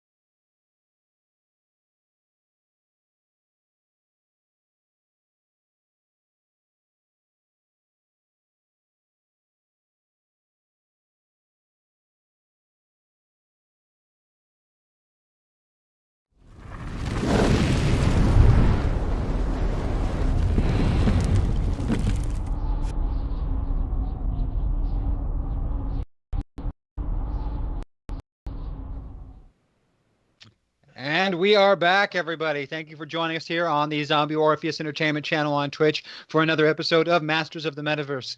Our heroes were jumped into a metaverse where their avatars were patients in an asylum, and they're attempting to find their way out. When we last left off, they were dealing with possibly illusory or figment threats of inmates, and Crash Jackson, in the body of his avatar Michael, ripped the doors that were blocking them off of their hinges, clearing the path. Beyond you is another set of hallways. These ones don't have the cell doors lining them. Beyond, there are a set of doors to the right and a set of doors to the left. And just ahead of you, there's the beginning of a hallway where a sign hangs above it. It says, Treatment Wing. Treatment. I don't trust it. The treatment wing. Indeed. This has been nothing but trouble. Do any of you recall spending any time in the treatment wing? No, but Michael doesn't really recall much of anything other than being Michael. They told me if I was bad, they'd take me to the treatment wing. They did, in fact, several times. That's But I okay. never went. Is anybody here? And this is gonna sound so bad. Is anybody here not crazy? I'm not. I'm so sorry to even. I'm not crazy. I'm not crazy. Are you crazy? Yeah, I think so. Well, I've been to the treatment wing a number of times, but yes, Timothy has been wrong. subjected to shock therapy several times. Timothy, I am not finding that fact in the least bit comforting. I'm not finding Yeah, it surprising. yeah. Right now, I've got my need money to is on you for understand. losing it and going crazy on the rest of the party before the end of the movie. No. But just a reminder there, Wyatt, you are currently full pilot.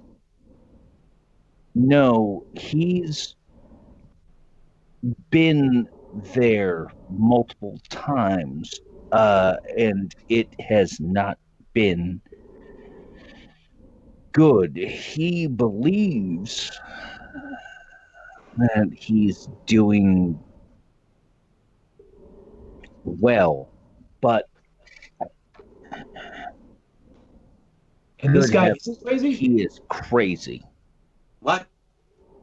They're all referring to themselves in the third person at the moment, George, and that's kind of weird. Oh, Jesus, get me through this. Oh yeah, you're all the way in, huh? Okay, that's fine. We can get you out little by little. That'll be great.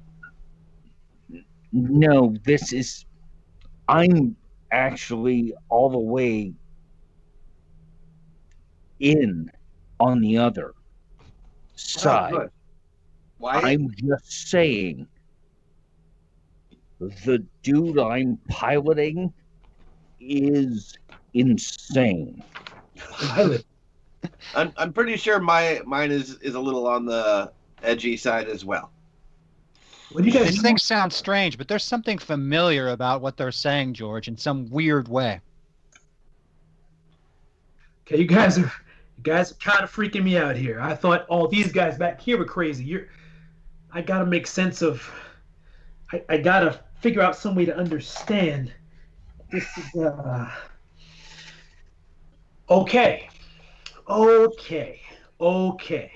Did you just All put on right. a scarf that you didn't have a second ago? It seems that there is something biochemically happening between you two, whereas you are, physiologically speaking, the person that I walked down here with, but something is transgressing the mind of the person that you seem to be. You clearly just changed, and you are still not John. I'm Thomas Hughes. Those are my brothers you're probably referring to. I am Thomas, okay? I'm a very Thomas. learned man. very aware of very many things having to do with science. Thomas, do you know what year it is? 1904, of course. 1904. And do you know where we are? Specifically, like state, country, planet? Well, this is some kind of asylum which I do not belong in, okay? I'm a very I don't learned belong man. here.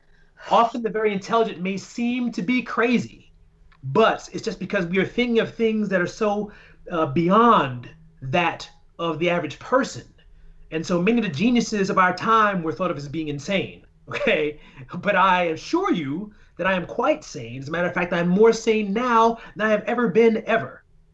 My brothers, on the other hand, are a little bit unhinged. But you're the ones that are talking as if you are not actually you. So can somebody explain that to me? You're not really as much curious about me tearing a 2-ton door off its hinges? You did what now? That was you? My gosh. Okay. So let me rephrase. You are completely clear with when and where we are. Hashtag John Buffer Badaft Buff for the baddest of afts. Maybe you want to bring the number of voices down to just 2, maybe you don't. I wonder what Eli makes of being dragged into this avatar with you. And there is a John Buff, a badass added to the store. Oh, you can use that to jump anywhere on the slider you want to do if you ever want to use it, by the way. And there is still 1 meta point, and also there are 2 Miss Hacksaws in the store. 2 of them. They like you. I don't blame them. She's great. Agreed. Now let's get the fuck out of here. I've been here for over a year. My husband put me in here. I am not crazy. Oh, God. 1904 sucks here. Okay. What? 1904 What other year would it be? You know, it could... So many possibilities, Sarah. So many. So, while if anybody is feeling not confident about doing this, just stay behind me until you feel more confident about doing this. It will come to you, I promise. No, let's get out of here immediately. I do concur. Let us leave this place. All right, come on. All right, you have doors to the left, right, and then the treatment wing ahead.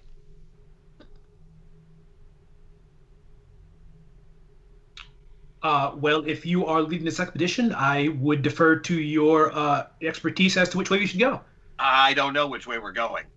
The door on the left looks like some kind of a closet door. Don't go to the door on the left. Okay. All right, well, that's definitive. Let's go do the treatment wing. Oh. All right. You head through. I towards cannot the treatment tell wing. you how much I may need to murder someone. Oh, that would not be good. Somebody watch him. Somebody watch him, please. You have to murder somebody? Wyatt, you keep an eye on him. That's your job. Try not to kill anybody. That's why I'm here. But I'm just saying, this is the baseline Got that it. I'm dealing with. Yeah, he is a psycho. Understood. Keep us safe. All right. As you enter the treatment wing, the lights start to flicker again, but unlike before that seemed to be timed or paced, this is, as Thomas can quickly point out, it's someone is draining a massive amount of electricity, and that's where the flickering has come from. It's very consistent with overusage. And while the flickers are going on, you hear horrible, horrible screams mixed in with the in between every time the lights flicker from up ahead. So the flickering, I'm quite sure, is caused by some other device somewhere on the premises that's drawing a tremendous amount of power. And it Electroshock sounds therapy. like somebody might. Yes, very good, very good. You are a smart one, aren't you? I may have experienced some electroshock therapy here and there. Okay. All right, you follow the hallway further down. There's a few different smaller rooms that you pass by. One of them is set up with big tubs that they probably fill with things and then maybe immerse people in them. It has some bad memories for yourself there, Crash. It doesn't feel comfortable to even look at. The lights flicker again, and you can hear the screams, and then you can smell something like cooking flesh coming from ahead. This place is horrible. Can we leave now, please? Then a figure steps out of one of these rooms down the hallway ahead of you, and in the dim light, it's hard to see at first, but then you get a better view of him, and blood is trickling down his face from empty eye sockets. Gah! I don't see them anymore, he says as he smiles. I don't see them anymore, and takes a few steps off towards another room. The lights flicker again, and you can smell that cooking flesh stronger. And the scream suddenly cuts off abruptly in the middle of it while those lights are flickering. Then they stop. A door opens up ahead to your left, and a uniformed doctor steps out. Next, he says, as smoke and the smell of cooking flesh wafts out of the room behind him. He turns his gaze upon you. Orderlies, bring me my next patients. He says far too joyfully as he's looking at you. A half a dozen orderlies, also with permanent grins on their faces, file out of the room, dumping the still smoking corpse of an inmate. #MetaPoint Wyatt, you've got this. You can do it. There are no mistakes, and Imon-Ra judged you worthy. You're the only one who can keep Timothy at bay. Not because you are him, but because you never could be. Remember, I'm sorry, I'm here to cure you. The audio isn't great. Did he just say that Wyatt was Timothy McVeigh? No, it's yeah. Wyatt, you've got let's this. go You with can that. do it. But, there are no mistakes. Yeah, no. What it was is, Wyatt, you've got this. You can do it. There are no mistakes, and Amon-Ra judged you worthy. You're the only one who can keep Timothy at bay, not because you are him, but because you never could be. Aw, that's sweet. It is. He says, "Remember, I'm here to cure you." And at that, the orderlies rush forward with their clubs in hand. I'll get initiative from everyone, please. You gotta be kidding me. 19. Very fast, Sarah.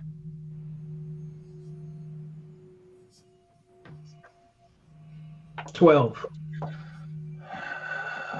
12 for Wyatt. 14. 14 for Wyatt? Oh, who had the 12? Okay, Thomas. you got it. 12 for Thomas. And 25. What do you have? 25. Wow. And you're at this point Crash rather than Michael, so we're going to call you Crash on this round. Crash, you will be going first. All right, there are 6 of them.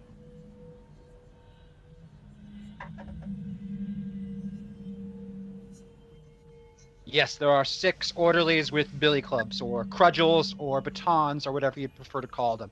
Okay, I go and I let myself be taken by them.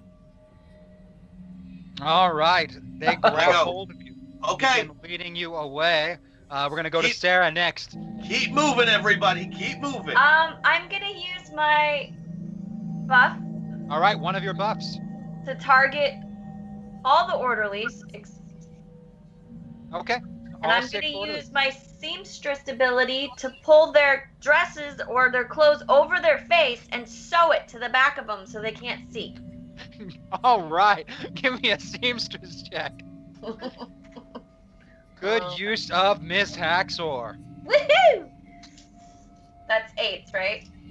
Yep, you're still on 8s because you're still full, Sarah. There are now 2 meta points available for use, guys. 2 meta points. 12, and seamstress is 12. All right, you pull shirts over heads and stitch them shut. All in one rapid movement, which is just impossible and defies physics, but somehow Sarah does it, where she stitches one set together and the rest of them get stitched together. Let's spend 1 meta point. 1 meta point being spent. Good use of those. And we're going to go next on the count will be to 15, which is the orderlies. However, they can't see, so this will be difficult for them. Two of them are going to continue to try to drag Crash back the way they came. And by some miracle, they don't trip over their own feet as they're dragging him back. But because they're blinded, they don't move him very far. The other four just start swinging their clubs wildly. To Crash. Crash took the point. Yep. One meta point to Crash. The other four, boy, do they swing wildly. None of them come close to hitting you, but one of them, in his fury of just swinging his club around haphazardly, hits one of the other orderlies who has his stitched over clothing on his face, knocking him to his knees. And then Wyatt will be next.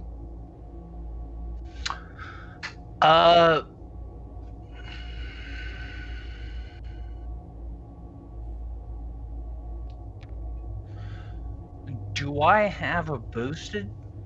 Not yet. We haven't I gotten don't that far. think so. Yeah.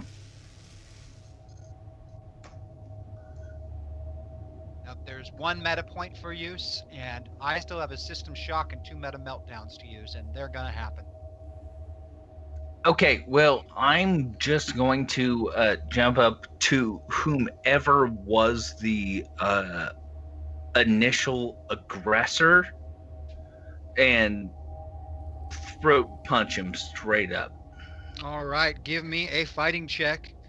He loses his dodge bonus because he is currently blinded by Sarah's stitching skills, pulling his shirt over his head and stitching it to the back.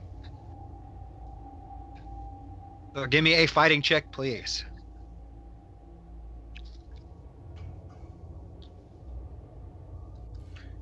So, forgive me, that's 2 6s? 2 8s if you're on full pilot. 2 8s.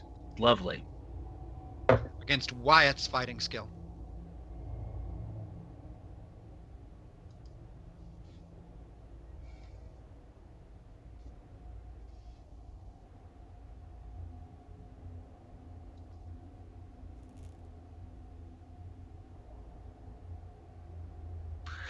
Uh, 9. No. And what's Wyatt's fighting skill? 12. 12. That is good enough because they don't have a dodge bonus, and you throat punch one of these gentlemen with his shirt stitched over his head, immediately dropping him to the ground with the powerful move. And that's going to be Timothy at a 12 going, or excuse me, yeah, Timothy at a 12 going next.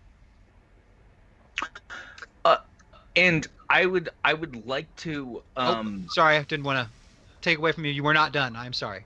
No. No worries. I would also like to throw persuasion into the rest of just he dies first. Okay, give me a persuasion choice. I'll take a persuasion. Have your own choice to leave now. I'll give me a persuasion check on that one. See if you can intimidate these remaining fighting orderlies. That's going to take a multi-action penalty of 2, however. With the -2 penalty, that is a 7. Oh, yeah, you would definitely give them a stern talking to, and they have not had a chance yet to act, but you believe that it might have had an impact on them. Timothy, you are up. Timothy or Thomas? Oh, sorry, Thomas. My fault. My bad. Thomas, you are up. Okay. The educated man. How many are still active? 3, but one of them is on his knees. He got hit by one of the errant strikes from one of his allies. Oh, well, if he's already on his knees, I've got my baton that I have been carrying around this whole time, and Yes. I know what to do with it. I'm not a good fighter, but I know what to do now, and so I just whack this guy in the head as hard as I possibly can. All right. I don't believe Thomas has the fighting skill, but you do have a body score, which is what you will roll against for fighting. You get a +4 bonus of it, so subtract 4 from whatever you roll. Okay, so I'm rolling 2 10s. You'd be rolling 2 10s because you're 1 space away, or you can roll 2d12 plus 2 and use the fighting score on John Stone's sheet.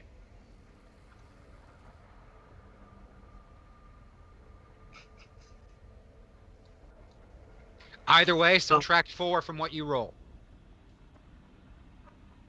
Because it's easier to hit him because he's on his knees with a shirt over his head. Right, got that.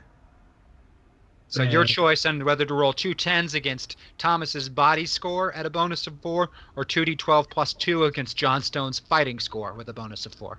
Okay, so I beat it by 3. Beat it by 3. You crack him over the head, and he slumps to the ground, motionless. You believe he is unconscious. I did it! I knocked one out! Congratulations! Well done. I did that. Oh. Okay, we'll go back to the top with that one. So we have next is a 25 with Crash again. I'm assuming you're still letting these two in. They're having a hard time dragging you because their shirts have been pulled over their head and stitched to the back. Yeah, but they are still trying to drag you towards the doctor.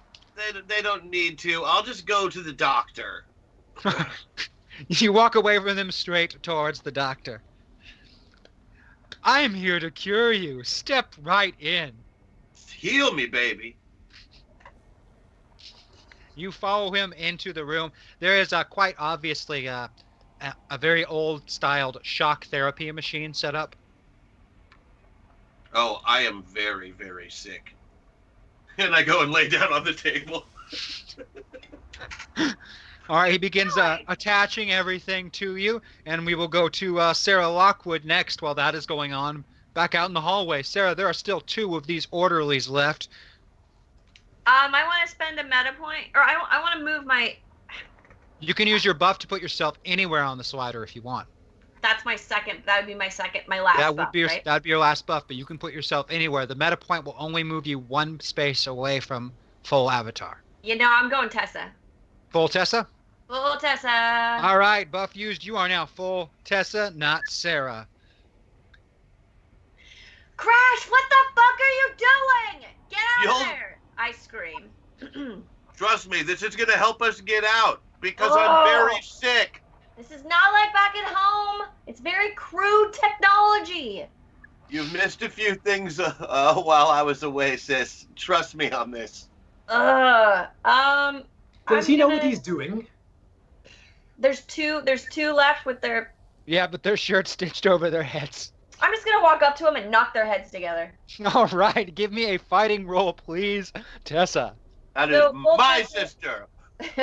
Full Tessa is which one? D10? 2d8s. You're on 8s if you're full Tessa. Okay. You just went to the other end. You just can't use the Sarah sheet anymore now. Okay. I got a 10. I beat it by 6. Beat it by 6. You crack both of their heads together, collapsing the pair to the ground. Out of nowhere, Sarah Lockwood seems to know how to fight, like, really, really well. Like a master of hand-to-hand combat from out of nowhere. If you remember the very first time we ever saw Tessa Jackson in anything, she was literally, like, beating people up and then riding a motorcycle into a tractor trailer, like it all very Super Spy-like. It was a very good scene. I was just thinking I remember that. It was great. She is quite awesome. So those guys are down on the ground, and they would go next, but in their case, it's actually the doctor who's going next, who hooks the machine up to you and blasts you full of electricity, Crash. So you're going to get to distribute 40 points of electricity how you see fit. Shouldn't we be stopping this? Why is he happy? He's certainly not screaming, and you don't smell anything cooking while it's happening. Oh, no, I'm doing the obligatory shake. But no screaming. But I think I'm still mad. But not. So I say to him, I'm pretty sure I'm still crazy. Want to go again? All right, we will go to Wyatt next. Wyatt, all of the orderlies are down. Crash is subjecting himself seemingly voluntarily to shock therapy, and it's not doing much to him, but you are very aware that electricity doesn't do much to Crash. No, he's fine, and I know this because Well, past experience. Because yeah, out of I that, was the first to know this. You were there. So I guess, is there anyone that is not in a range? You could make your way to the doctor pretty easily, who's applying the electricity to Crash. Yeah, lovely. Then I will totally go to the doctor and again immediately throat punch him. All right, I'll take another fight check from you. Wyatt Maxwell, master of the throat punch. I mean, just Wyatt walking up to different people and just karate chopping him in the throat randomly as hard as he can. So good. That's what he does. Because why would you not?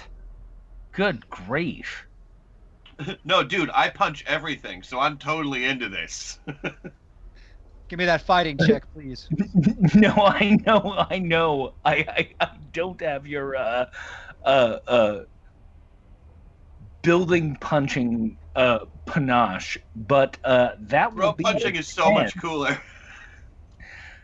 But that will be a 10 again, right to the doctor's throat. And he collapses in a heap on the floor, eyes rolling up in the back of his head, still has that giant maniacal grin on his face. Even in death. I will take as many steps back as I can and just say, Crash, please light them up. There's no one else left for him to light up at this point, with everyone being unconscious or dead. But Crash is still absorbing electricity at the current rate. The lights are flickering and flickering and flickering. You're not sure how much more the system can take. I believe you're muted, sir. I removed them. All right. And then Crash removes the applicators from himself. Okay, I don't understand what just happened here.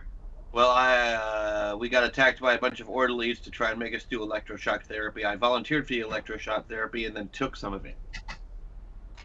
He really enjoys it. Just don't ask. Electricity. He's a bit of a Sunday morning quarterback. So while you've been away, I bonded with Zeus, you know, the Greek god? Yeah? So he has lightning power. So now if I get involved with electricity in some way, it just makes me faster and stronger than I was before. That's why I shoved my finger in the light socket. And that's why I let that guy just shove 1,000,000 volts into my noggin. No way! You got special powers from Zeus? This all confirms that I am not mad. This all confirms that very clearly. So thank you. In my defense, I think he got more special powers from me. Really? What did you give him? Snark, compassion, humanity, a sense of right and wrong. Very well. Christ, I wish he was wrong. Bogus trade. Should we not be trying to leave? But I did get the lightning powers, so. Right. Cool. You can cook the bacon. I've only got him for a little while longer. I don't think we're gonna be together much longer, so I'm taking advantage while I can, you know? All right, well... Plus, electricity was so unregulated in 1906. Shouldn't we be leaving now? You're right, we should. I'm sorry. I'm sorry, Derek. Timmy, man. No, that's Tim. Thomas? It's funny. I invented that. What? Why do I have this? Yeah, you did have a pillow under your shirt. That was weird. Yeah, that was really weird. Oh my god, I still do. Yeah, why do you have a pillow under your shirt? Because I think Michael was also going to pretend to go into labor if it didn't work when you did it. What is pillows? He's crazy. What do you want? Once again, I must suggest strongly this time that we leave. John Stone, snap out of it, buddy. I need badass John Stone with the robot hands. With that, I'm gonna hit everybody with system Let's shock. do all of that. I'm gonna hit everyone with system shock and let Mark adjust you on the sliders at random. Let's see where you end up.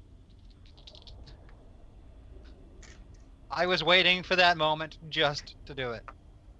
All right, we're going to start with Crash Jackson. You are going to stay full pilot. That's an 8 on the 8 roll. So you're going to end up staying full pilot on that one. I love it. That was very lucky. I'm going to go with Tessa Jackson next. You are going to move over 2, so Tessa's going to be exactly in the middle between Sarah and Tessa. We're going to go to Wyatt Maxwell next. Wyatt is going to end up 1 away from pilot. And then we go to John Stone last. John Stone. John's going to go to the other end of his spectrum and is now going to be full pilot. Oh, yeah. What did I miss? I've been watching you guys just fumble around in here this whole time. You guys are still stuck in this freaking dungeon. Crash, didn't you get up out of here? Come on, man. We've You're had taking some shocks. Yeah. What if we have to break down, say, I don't know, a building?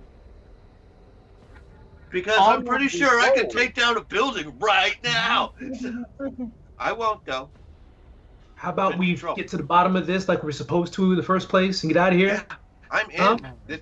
Yeah, a strong urge to knit a blanket, and I don't like it. You also noticed that the doctor on the ground with the rictus grin on his face has a set of keys hanging on his belt. Oh, yeah, let's get those. All right. You follow the hallway further I want to down. look at the doctor. Oh, you want to look at the doctor? All right. Yeah. He's got this giant grin on his face, even in death. So, are we in a Batman movie? What's he look like? No. White man about... I'm not looking at the smile. White man about 5'11", 170 pounds or so. What are the wounds? Well, he got throat punched by you. So he's very dead. All right. Man seems to have been had his trachea smashed in somehow. I can't quite figure. Oh wait, nope, never mind. No, it figures. All right, you follow the hallway further down and reach a set of doors that have a lock built into the middle of them. Pretty fancy lock for 1904, but it is you have to fumble through a couple of different keys, but by the time you get the 4th key, it unlocks the door. It opens into a small square room. There are 3 doors from this room. One says locker room over the top of it. One of them says kitchen, and one says medical wing. Kitchen. Medical wing. I'm hungry. But you guys want cheese of it? Yeah. No, but a kitchen always has a loading dock. They got to bring in the food somehow, right? I mean, that's why. You don't see, in movies, you never see people escaping from situations through the kitchen, right? Oh, wait, every movie. I mean, the worst thing we got to worry about is that one of the chefs in there has a big cleaver that he chases us around with, unless it's a kung fu movie, in which case they all have cleavers they chase us around with. I don't think it's a kung fu movie. There's way too much monster shit happening. That's true. We are in a movie. Did we get sent to a movie metaverse? Sometimes this happens, but this is like one of those Jacob's Ladder thriller creep fest type. I don't get it, but it looks like something that like a legitimate actor would be in his off time when he's not trying to win an Oscar, and I am not into the scene, man. How about I use my perception, my noticeability to see if there's anything particularly useful in any of these 3 places? Oh, yes, you do have some expanded forms of senses, don't you, Johnstone? Give me a notice check, please. Days like this, I miss ultravision. So now what am I rolling for these checks? You are full pilot, so you're on 2d8, which means you only can use the Johnstone character sheet. The Benjamin sheet is now off limits to you. Right. Fair enough. Because Johnstone is all I need. What? Boom. Beat that by 9. By 9, almost a critical success. You can detect a faint heartbeat from the kitchen area, and then somewhere further past the kitchen area, a couple more heartbeats. There's definitely a strange smell coming from the kitchen area. There's some screaming going on in the medical wing that your enhanced hearing can pick up. Kitchen. And the locker room is quiet. Okay, so guys, locker room's quiet. There's screaming in the medical room, and there's about 3 people over in the kitchen. Is the locker room going to lead to a pool or a gymnasium of some kind on the other end? Yeah, I don't know the point of going in a locker room except to hide. Well, being as this is an asylum, it is highly unlikely that there's a gymnasium or pool. That's what I was thinking. We could maybe get some uniforms and go incognito. Everybody here in a uniform is covered in blood and trying to kill everyone else. Well, I don't know. I mean, instead of a uniform, we could really just slash a giant smile on our face and it would give the same effect. Oh, no, we should do that. That's a terrible idea, Wyatt. Terrible idea. Why do we bring him again? Sure. Because apparently he's the only one that can handle the serial killer. So, So, kitchen then? Yeah, kitchen All right. sounds great. You again have to fumble through a couple of the keys to unlock the door, but you unlock the door. Right on the inside, the smell of blood and death is pretty. It just assaults your nose. Oh, There's a pile of corpses, missing limbs in the middle of the kitchen area here. The tables have been overturned. There's blood all over the floor and on some of the tables. Okay, so kitchen may not have been a great idea. No, Chairs are knocked over. There's something cooking. The smell of something cooking beyond from the kitchen area. It seems more like the cafeteria front of the kitchen. You can kind of see an open window into the actual food preparation area. Oh. Well, let's keep heading back to try to find a loading dock. Checking the kitchen first, looking in. There's all kinds of old-style cooking appliances. The food that's on the stoves in here is burnt as though it's been cooking for a really long time and nobody put it out. I turned the burners off. John, you said you detected a heartbeat in here? Yeah, I was going to ask everybody give me a notice check at this point. Okay, if I'm in the middle, I roll 10s. 12s, but you can roll off of both sheets. Either sheet, your choice. They're both the same. Beat it by 9. 11. Oof. By 11. I destroyed it. No. Beat it by 3. I didn't. I lost by 1. Well, everyone but Tessa hears a slight whimpering covering from the pantry. Oh, I go there. Oh, hell no. All right, but don't throat punch it unless you have to. What are you guys doing? There's somebody in the pantry. Well, maybe they're in trouble if they're hiding in the pantry. Maybe, so let's check it out. Opening the pantry, there is in fact knocked over and moved things. A man in an unkept chef's coat is at the very back bottom of the pantry, holding his knees and sobbing uncontrollably. You all right, bud? You don't look like you're all right. None of that is words. Somebody make him say words. I'm going to use my persuasion. Give me a persuasion roll. Somebody who could deal with people, quick!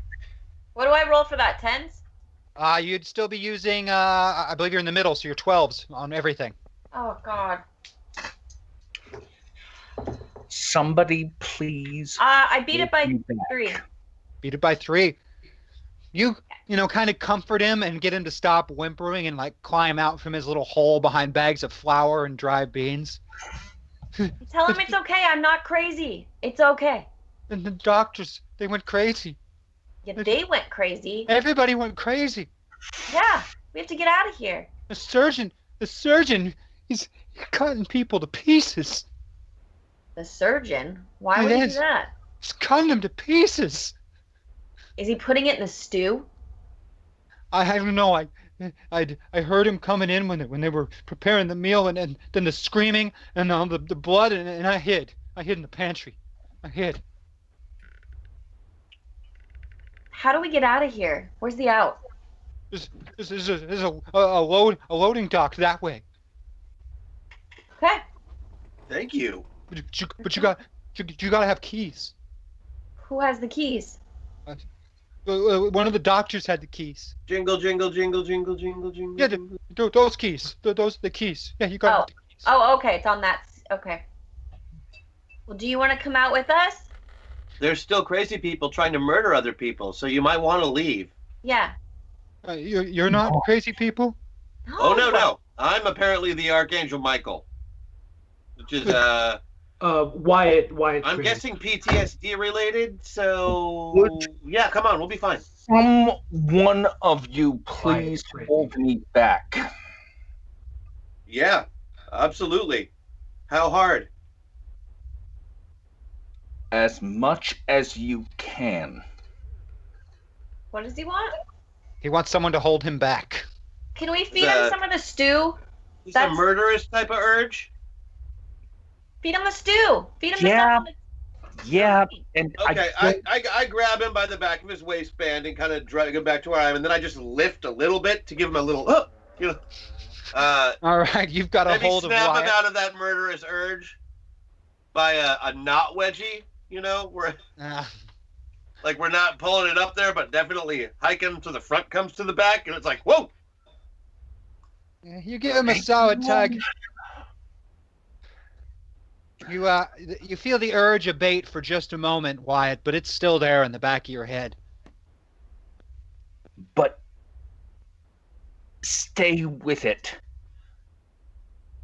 Don't worry, man. I got you. Do you have to kill, or do you just have to eat flesh? Wait, you eat people too? Is that a thing you're doing? Are you eating people? Didn't I No, it's the killing of just the killing of bad people.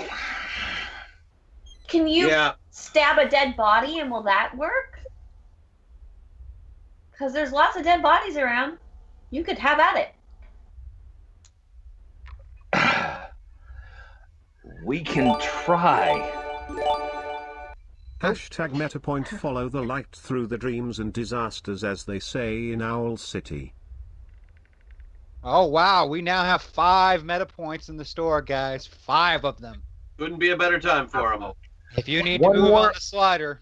Yeah, one more back to full Wyatt. Right. 1 meta point used by Wyatt to go to full pilot and away from his avatar self. Yikes. This is incredible.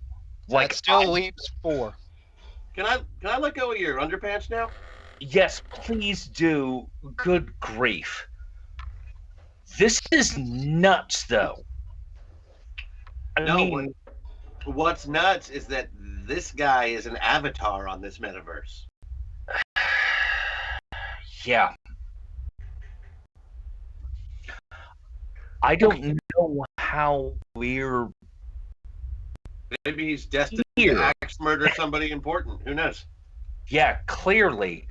Good grief. Excellent. Well, let's keep moving then. No, are the rest of you this nuts? I'm not sure. My guy might really be Michael. I have no idea. But I'm guessing no. I'm totally same. Well, my guy is 5 guys, so. Oh, I love them.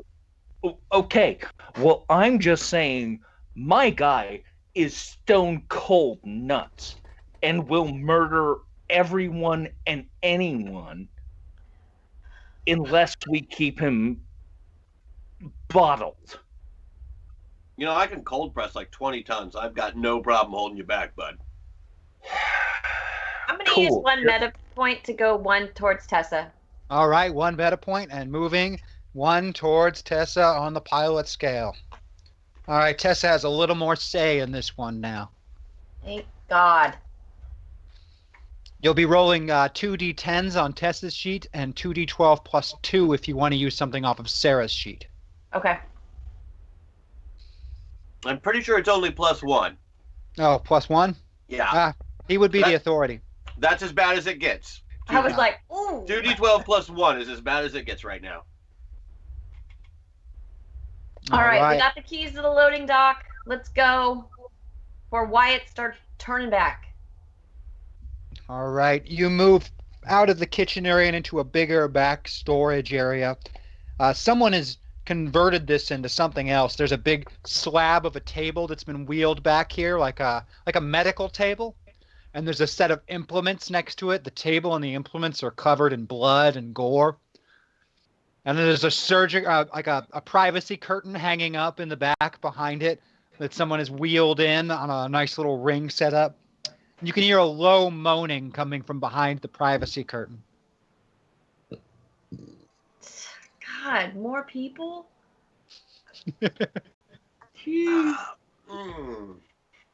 What kind of moaning is it? You know what? It's Crash. He has no idea. Yes. He has no idea. Does it sound like somebody's hurt? Yes, it does. There's a privacy curtain. Can we see is there anybody standing behind there? No, there's blood and gore on the floor, though. Open that curtain. There's going to be no arms, no legs. It's going to be one of like they've been chopping. I open the curtain. It's like, all right, you open the curtain. Just open them. This thing is shuffling into view. It's dimly lit, so it's hard to see it completely. It's a combination of flesh and body parts stitched together, torsos, arms, and legs, several half agony twisted faces in places they shouldn't be, legs at odd angles. And as it shuffles towards you, one of the mouths that's not stitched shut moans out, "Join us." No. It's like Initiative. the evil within. This is terrible. I close the curtain. Initiative, everyone. Oh, initiative, are we? Well, fine. Oh, thank God I'm Tessa. Oh, 16. 2 20s, yes? Or 120? No. 2d12. Initiative is always 2d12. Oh, sorry. Right. It's not a skill check. It's a same roll all the time. But because you're on the John Stone side, you'll use the John Stone initiative modifiers. 23. 23 for Crash. 24. 24 for John. There's John Stone. Tessa? 16. 16. And Wyatt? 20. 20. All right, now before we get into combat, I hope you have all of the spare character sheets for all the other avatars handy, because it's time for a meta meltdown. Meltdown! Oh boy. So get the spare character sheets ready, and let's see where they end up. We're going to start with the Michael character sheet, and the Michael character sheet is going to go to Tessa. Okay. All right, we're going to take the Benjamin character sheet, and the Benjamin character sheet is going to go to Wyatt.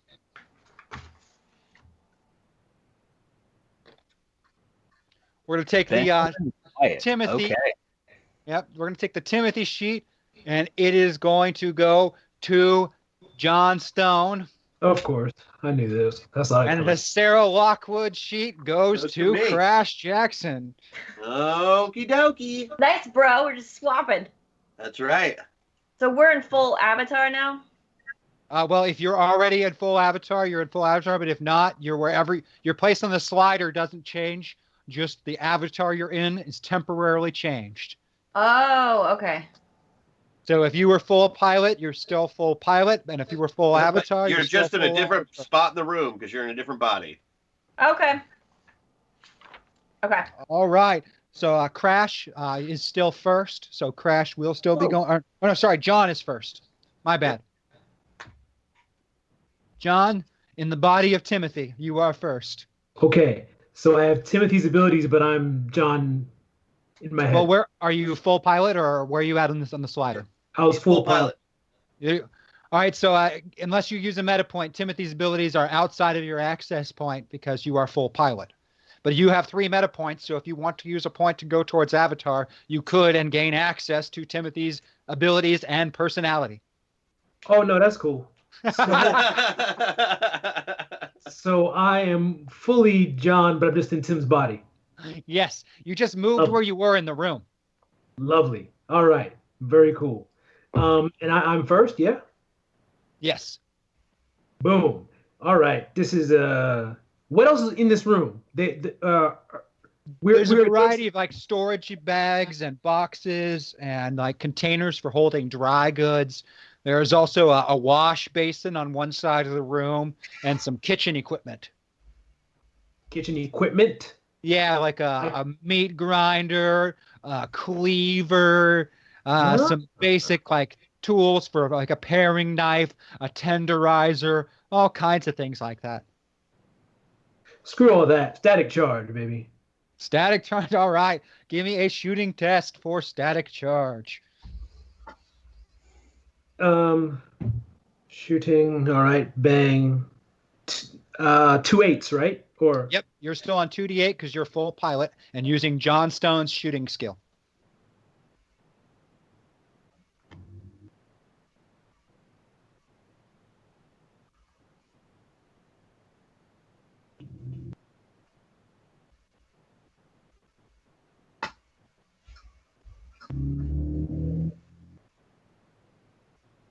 Wait a second. I think I just confused myself. Okay.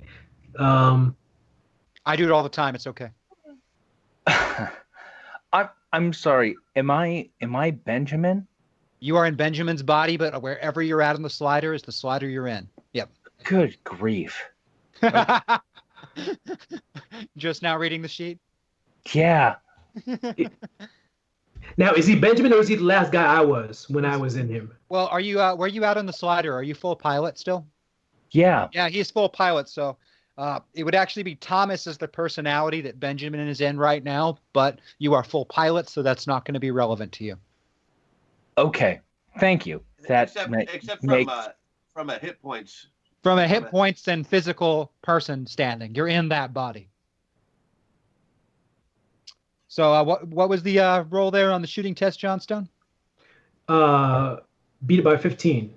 Beat it by 15. That is a critical hit. You unleash a massive amount of electricity into the body of this weird monstrosity, which twitches and spasms, and some of the mouths spit blood, but it's still, I don't want to say remains standing because it's more shuffling and waddling and crawling across the floor, but if you could call it alive, it's still alive. Boom. That was my first attack. Second attack, I grab one of the cleavers and just throw it full force at him. All right. Give me an athletics test on that one. Beat that by 13. Also a critical hit. The cleaver shears one of these upstretched legs completely off. Blood is fountaining from the wound. Ugh. It is gross, grotesque nastiness. Crash Jackson, you are next. Okay, this metaverse sucks. I turn around and I say to the group, like, this is beat. This place is the worst. Like living in a horror movie. Yeah, what is that thing even supposed to do to us? Absorb us? Probably. Ugh. Boom. Give me a fighting test, please, Crash Jackson. I mean, what is this horrible monstrosity's dodge bonus, just out of curiosity? 0. Yeah, because it's weird and gross. Okay. It checks out. I'm pretty sure I encountered it in a video game. Right?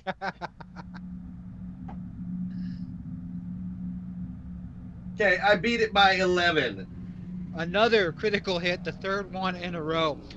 You crush bones, and one of the torsos that's stitched together completely caves in. The impact from it forces another fountain of blood out of one of these halfway stitched open mouths, ripping the stitching open and sending teeth and gore and a little bit of like either intestine or lung sticking out of the mouth. Ugh. Is this thing dead? It's hard to say if it was ever really alive, but it's still moving. Okay, well, while my arm is still in there, I'm just going to agitate the rest of the molecules in this thing with a final attack. Give me a focus roll or power use, please. It's going to be messy, and I'm okay with that right now because this place sucks!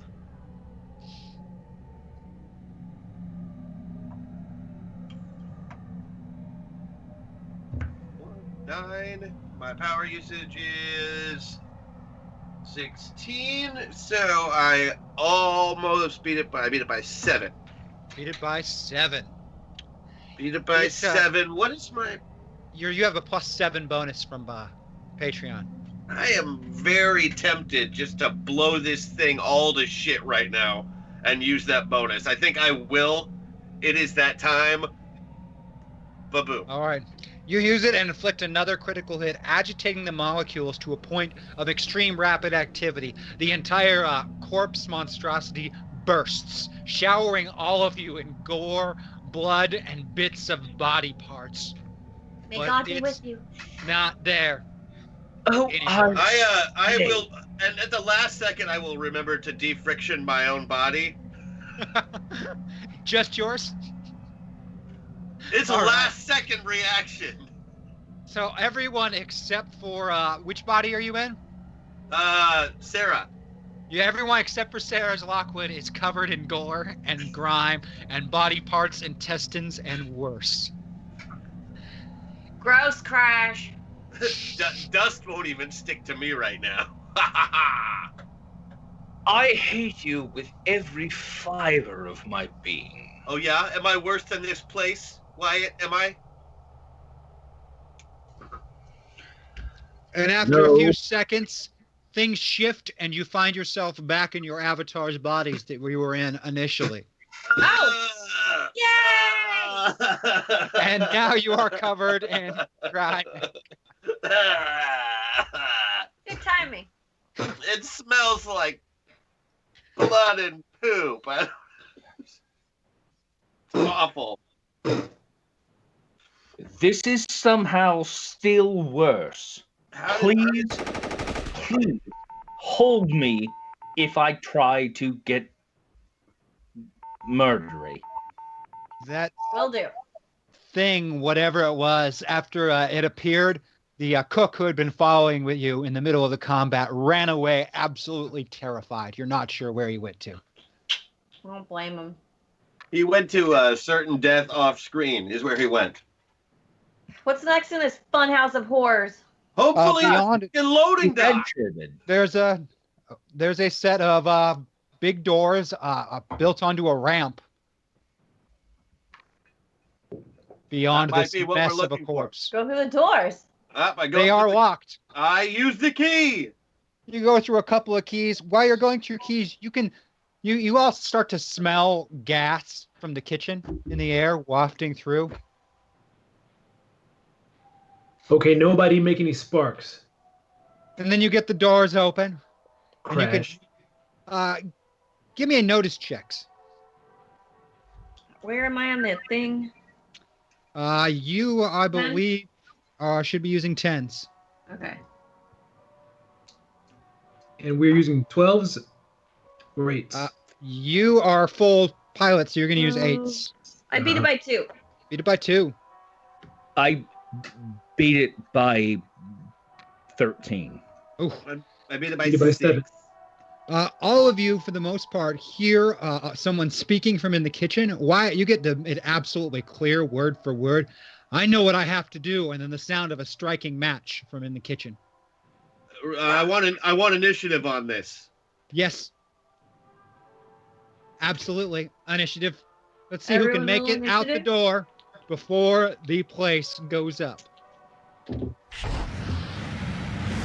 22. All right.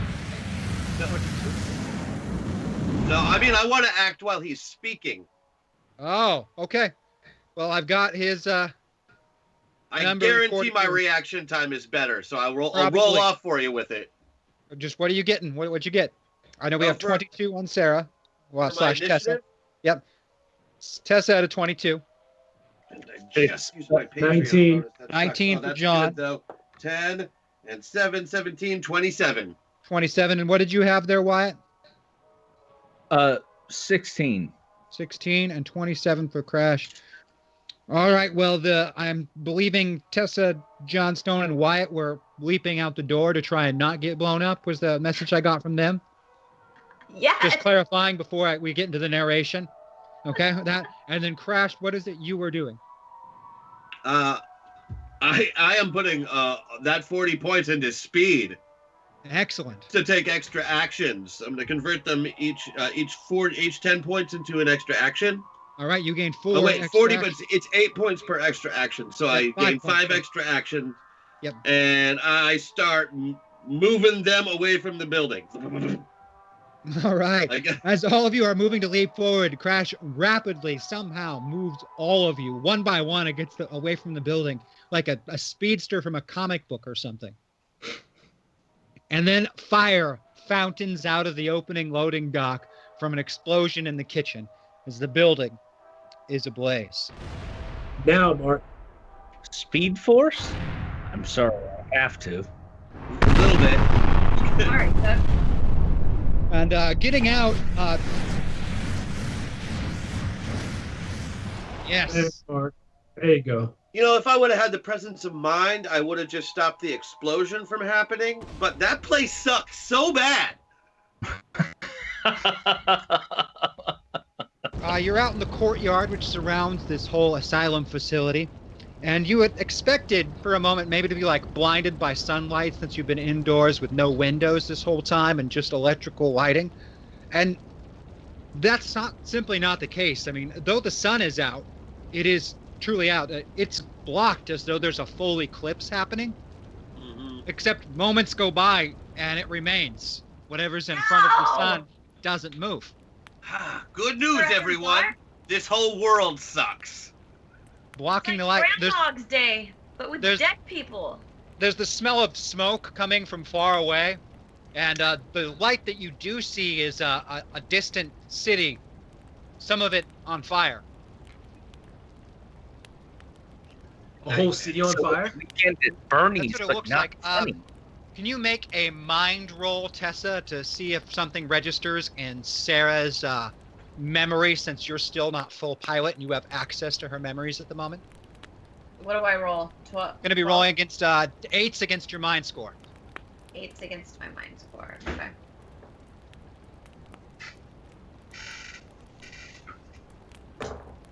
Rolled an 8. My mind is a 9. You are certain that that's New York City. So we're in New York, in another dimension. Or is this Earth? Does that mean we're in Bellevue? Are we in Earth? Yeah. But when are we in New York? 1904 in New York. They didn't have Not real monsters. New York. Horror show New York. Are we on a movie set? Are we getting punked? I wish. Wyatt. We're clearly getting punked. So many to play with. Wyatt. So little time. Uh-oh. A voice calls out from behind you. Is it the director? There's something, it's hard to describe, sitting on the eve of the roof behind you on the building that's now fully ablaze. It's like made from glossy shadow or oil or something. It's really hard to describe it, like it's liquid made form. There's a twisted face with far too large of a smile on it.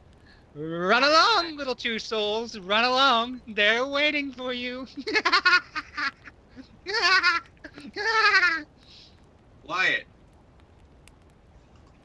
So it knows what we are. Yeah, but Wyatt, does this... What was that? Do you remember that Candyland place you went to? Yep. Is this in any way familiar, experience-wise, as to that? But with more of a gothic horror bent as opposed to a children stuck in the woods kind of thing? Well, you know, there was an awful lot of gothic horror and children stuck in the woods to both of them. God, this dude just wants to kill people. Silly little wisps. You don't even know what you are.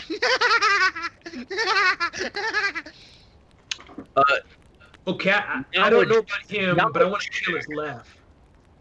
Well, we figured out what we got to do here. Now we just got to live long enough to do it. Oh, no. Turn around and shoot the liquid thing. With what? Oh, with a sewing needle? Just kidding. So I just rolled the knowledge check on a 12. That was 5. Wow. That is an exceptional knowledge check. What are you trying to figure out here, Wyatt? If this thing is alike to the beast from before. You are fairly certain it is. Perhaps a less well-developed one? Less well-developed to the thing we killed? Okay, Crash. Everyone, yes. This is absolutely something like that thing before. What thing before? I'm out of the loop. I wasn't there for it. I've only heard about it from Maddox. So we went to a place outside the metaverse and came across a monster that hunted children. This is something along those lines, and all that means is we need to kill it. Which is easier said than done. It's like a metaversal parasite. It's a being that latches its own identity onto whatever universe it's inhabiting. And it creates chaos? Well, this one looks like it just kind of creates nightmare fuel. Probably feeds off of fear, I would guess. Oh. That was what the last one did, though it was much more entrenched. Right. Kid fear is different than adult fear. I mean, this is just trying to scare everybody. Look, I mean, it put out the sky. This place is to let people feel hopeless and then scared, and then more hopeless and then scared. So is this a nightmare? Whose nightmare? It literally doesn't matter. We have to kill this thing now. Given the clown people voice, I would say definitely some white lady's nightmare. I don't like Let's clowns. just name her Karen. Better run as Hit it with a fast pie as and you be done can. with it. Multiple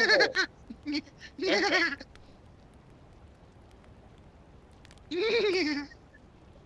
Son of a bitch. Shut up. Can I shoot it?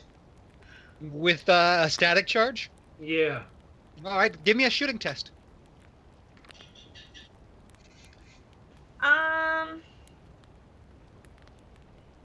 What am I gotta keep asking. What am I rolling for this? You're on full pilot, so you should be rolling 2d8 against Right. your pilot's shooting score. Bang. Bang. Beat it by 14. You aim dead on for what should be like this, what you might call a dead center mass to this thing, and blast forth with electricity. And the oil seems to like slide open in a circle and let the blast through and then close back up. About what I figured. Okay, oil, what? You set fire to it?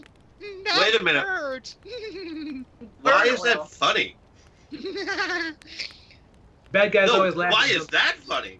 If you seek answers, you'll have to answer the right questions.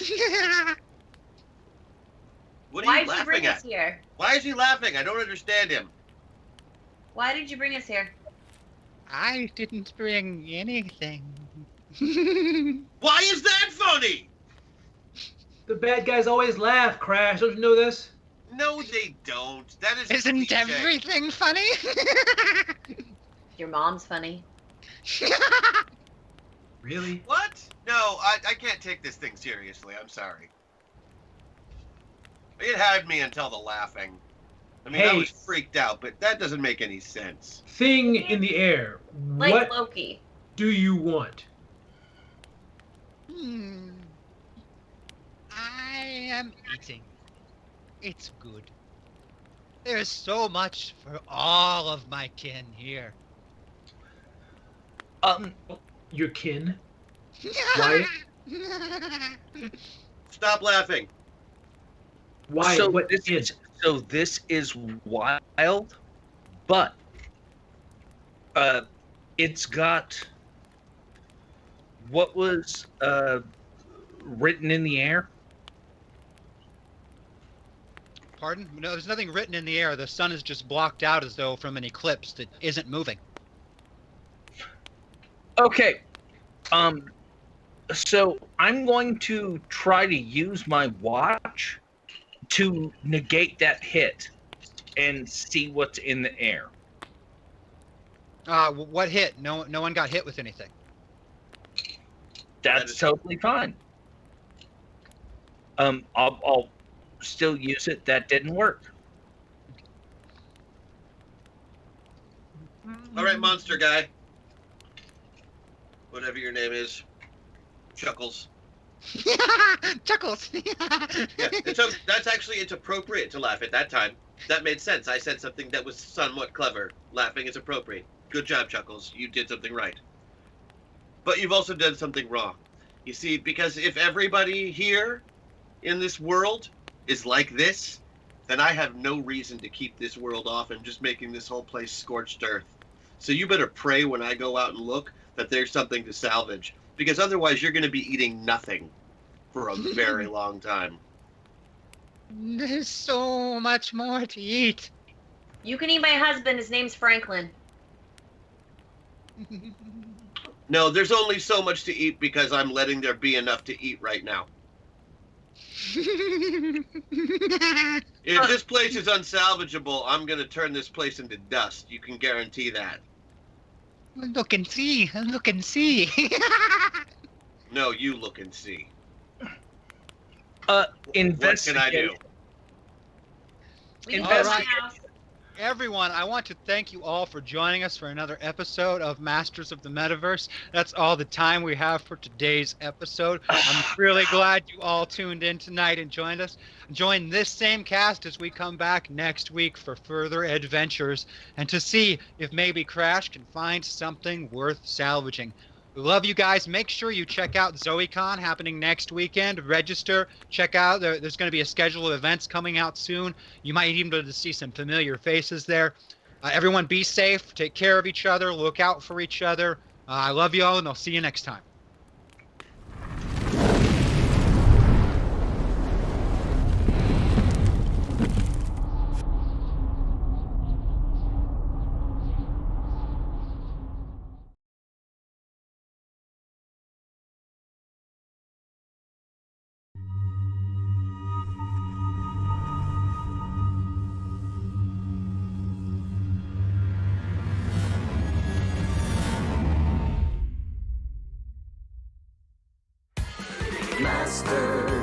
Masters of the Metaverse, Masters of the Metaverse. They travel through time and space and stuff. Troll them, re-roll them, throw them above. They fly through dimensions, this isn't a bluff. Heroes compelled, they have no choice. Bound by the winds of a secret voice. Masters of the Metaverse, Masters of the Metaverse.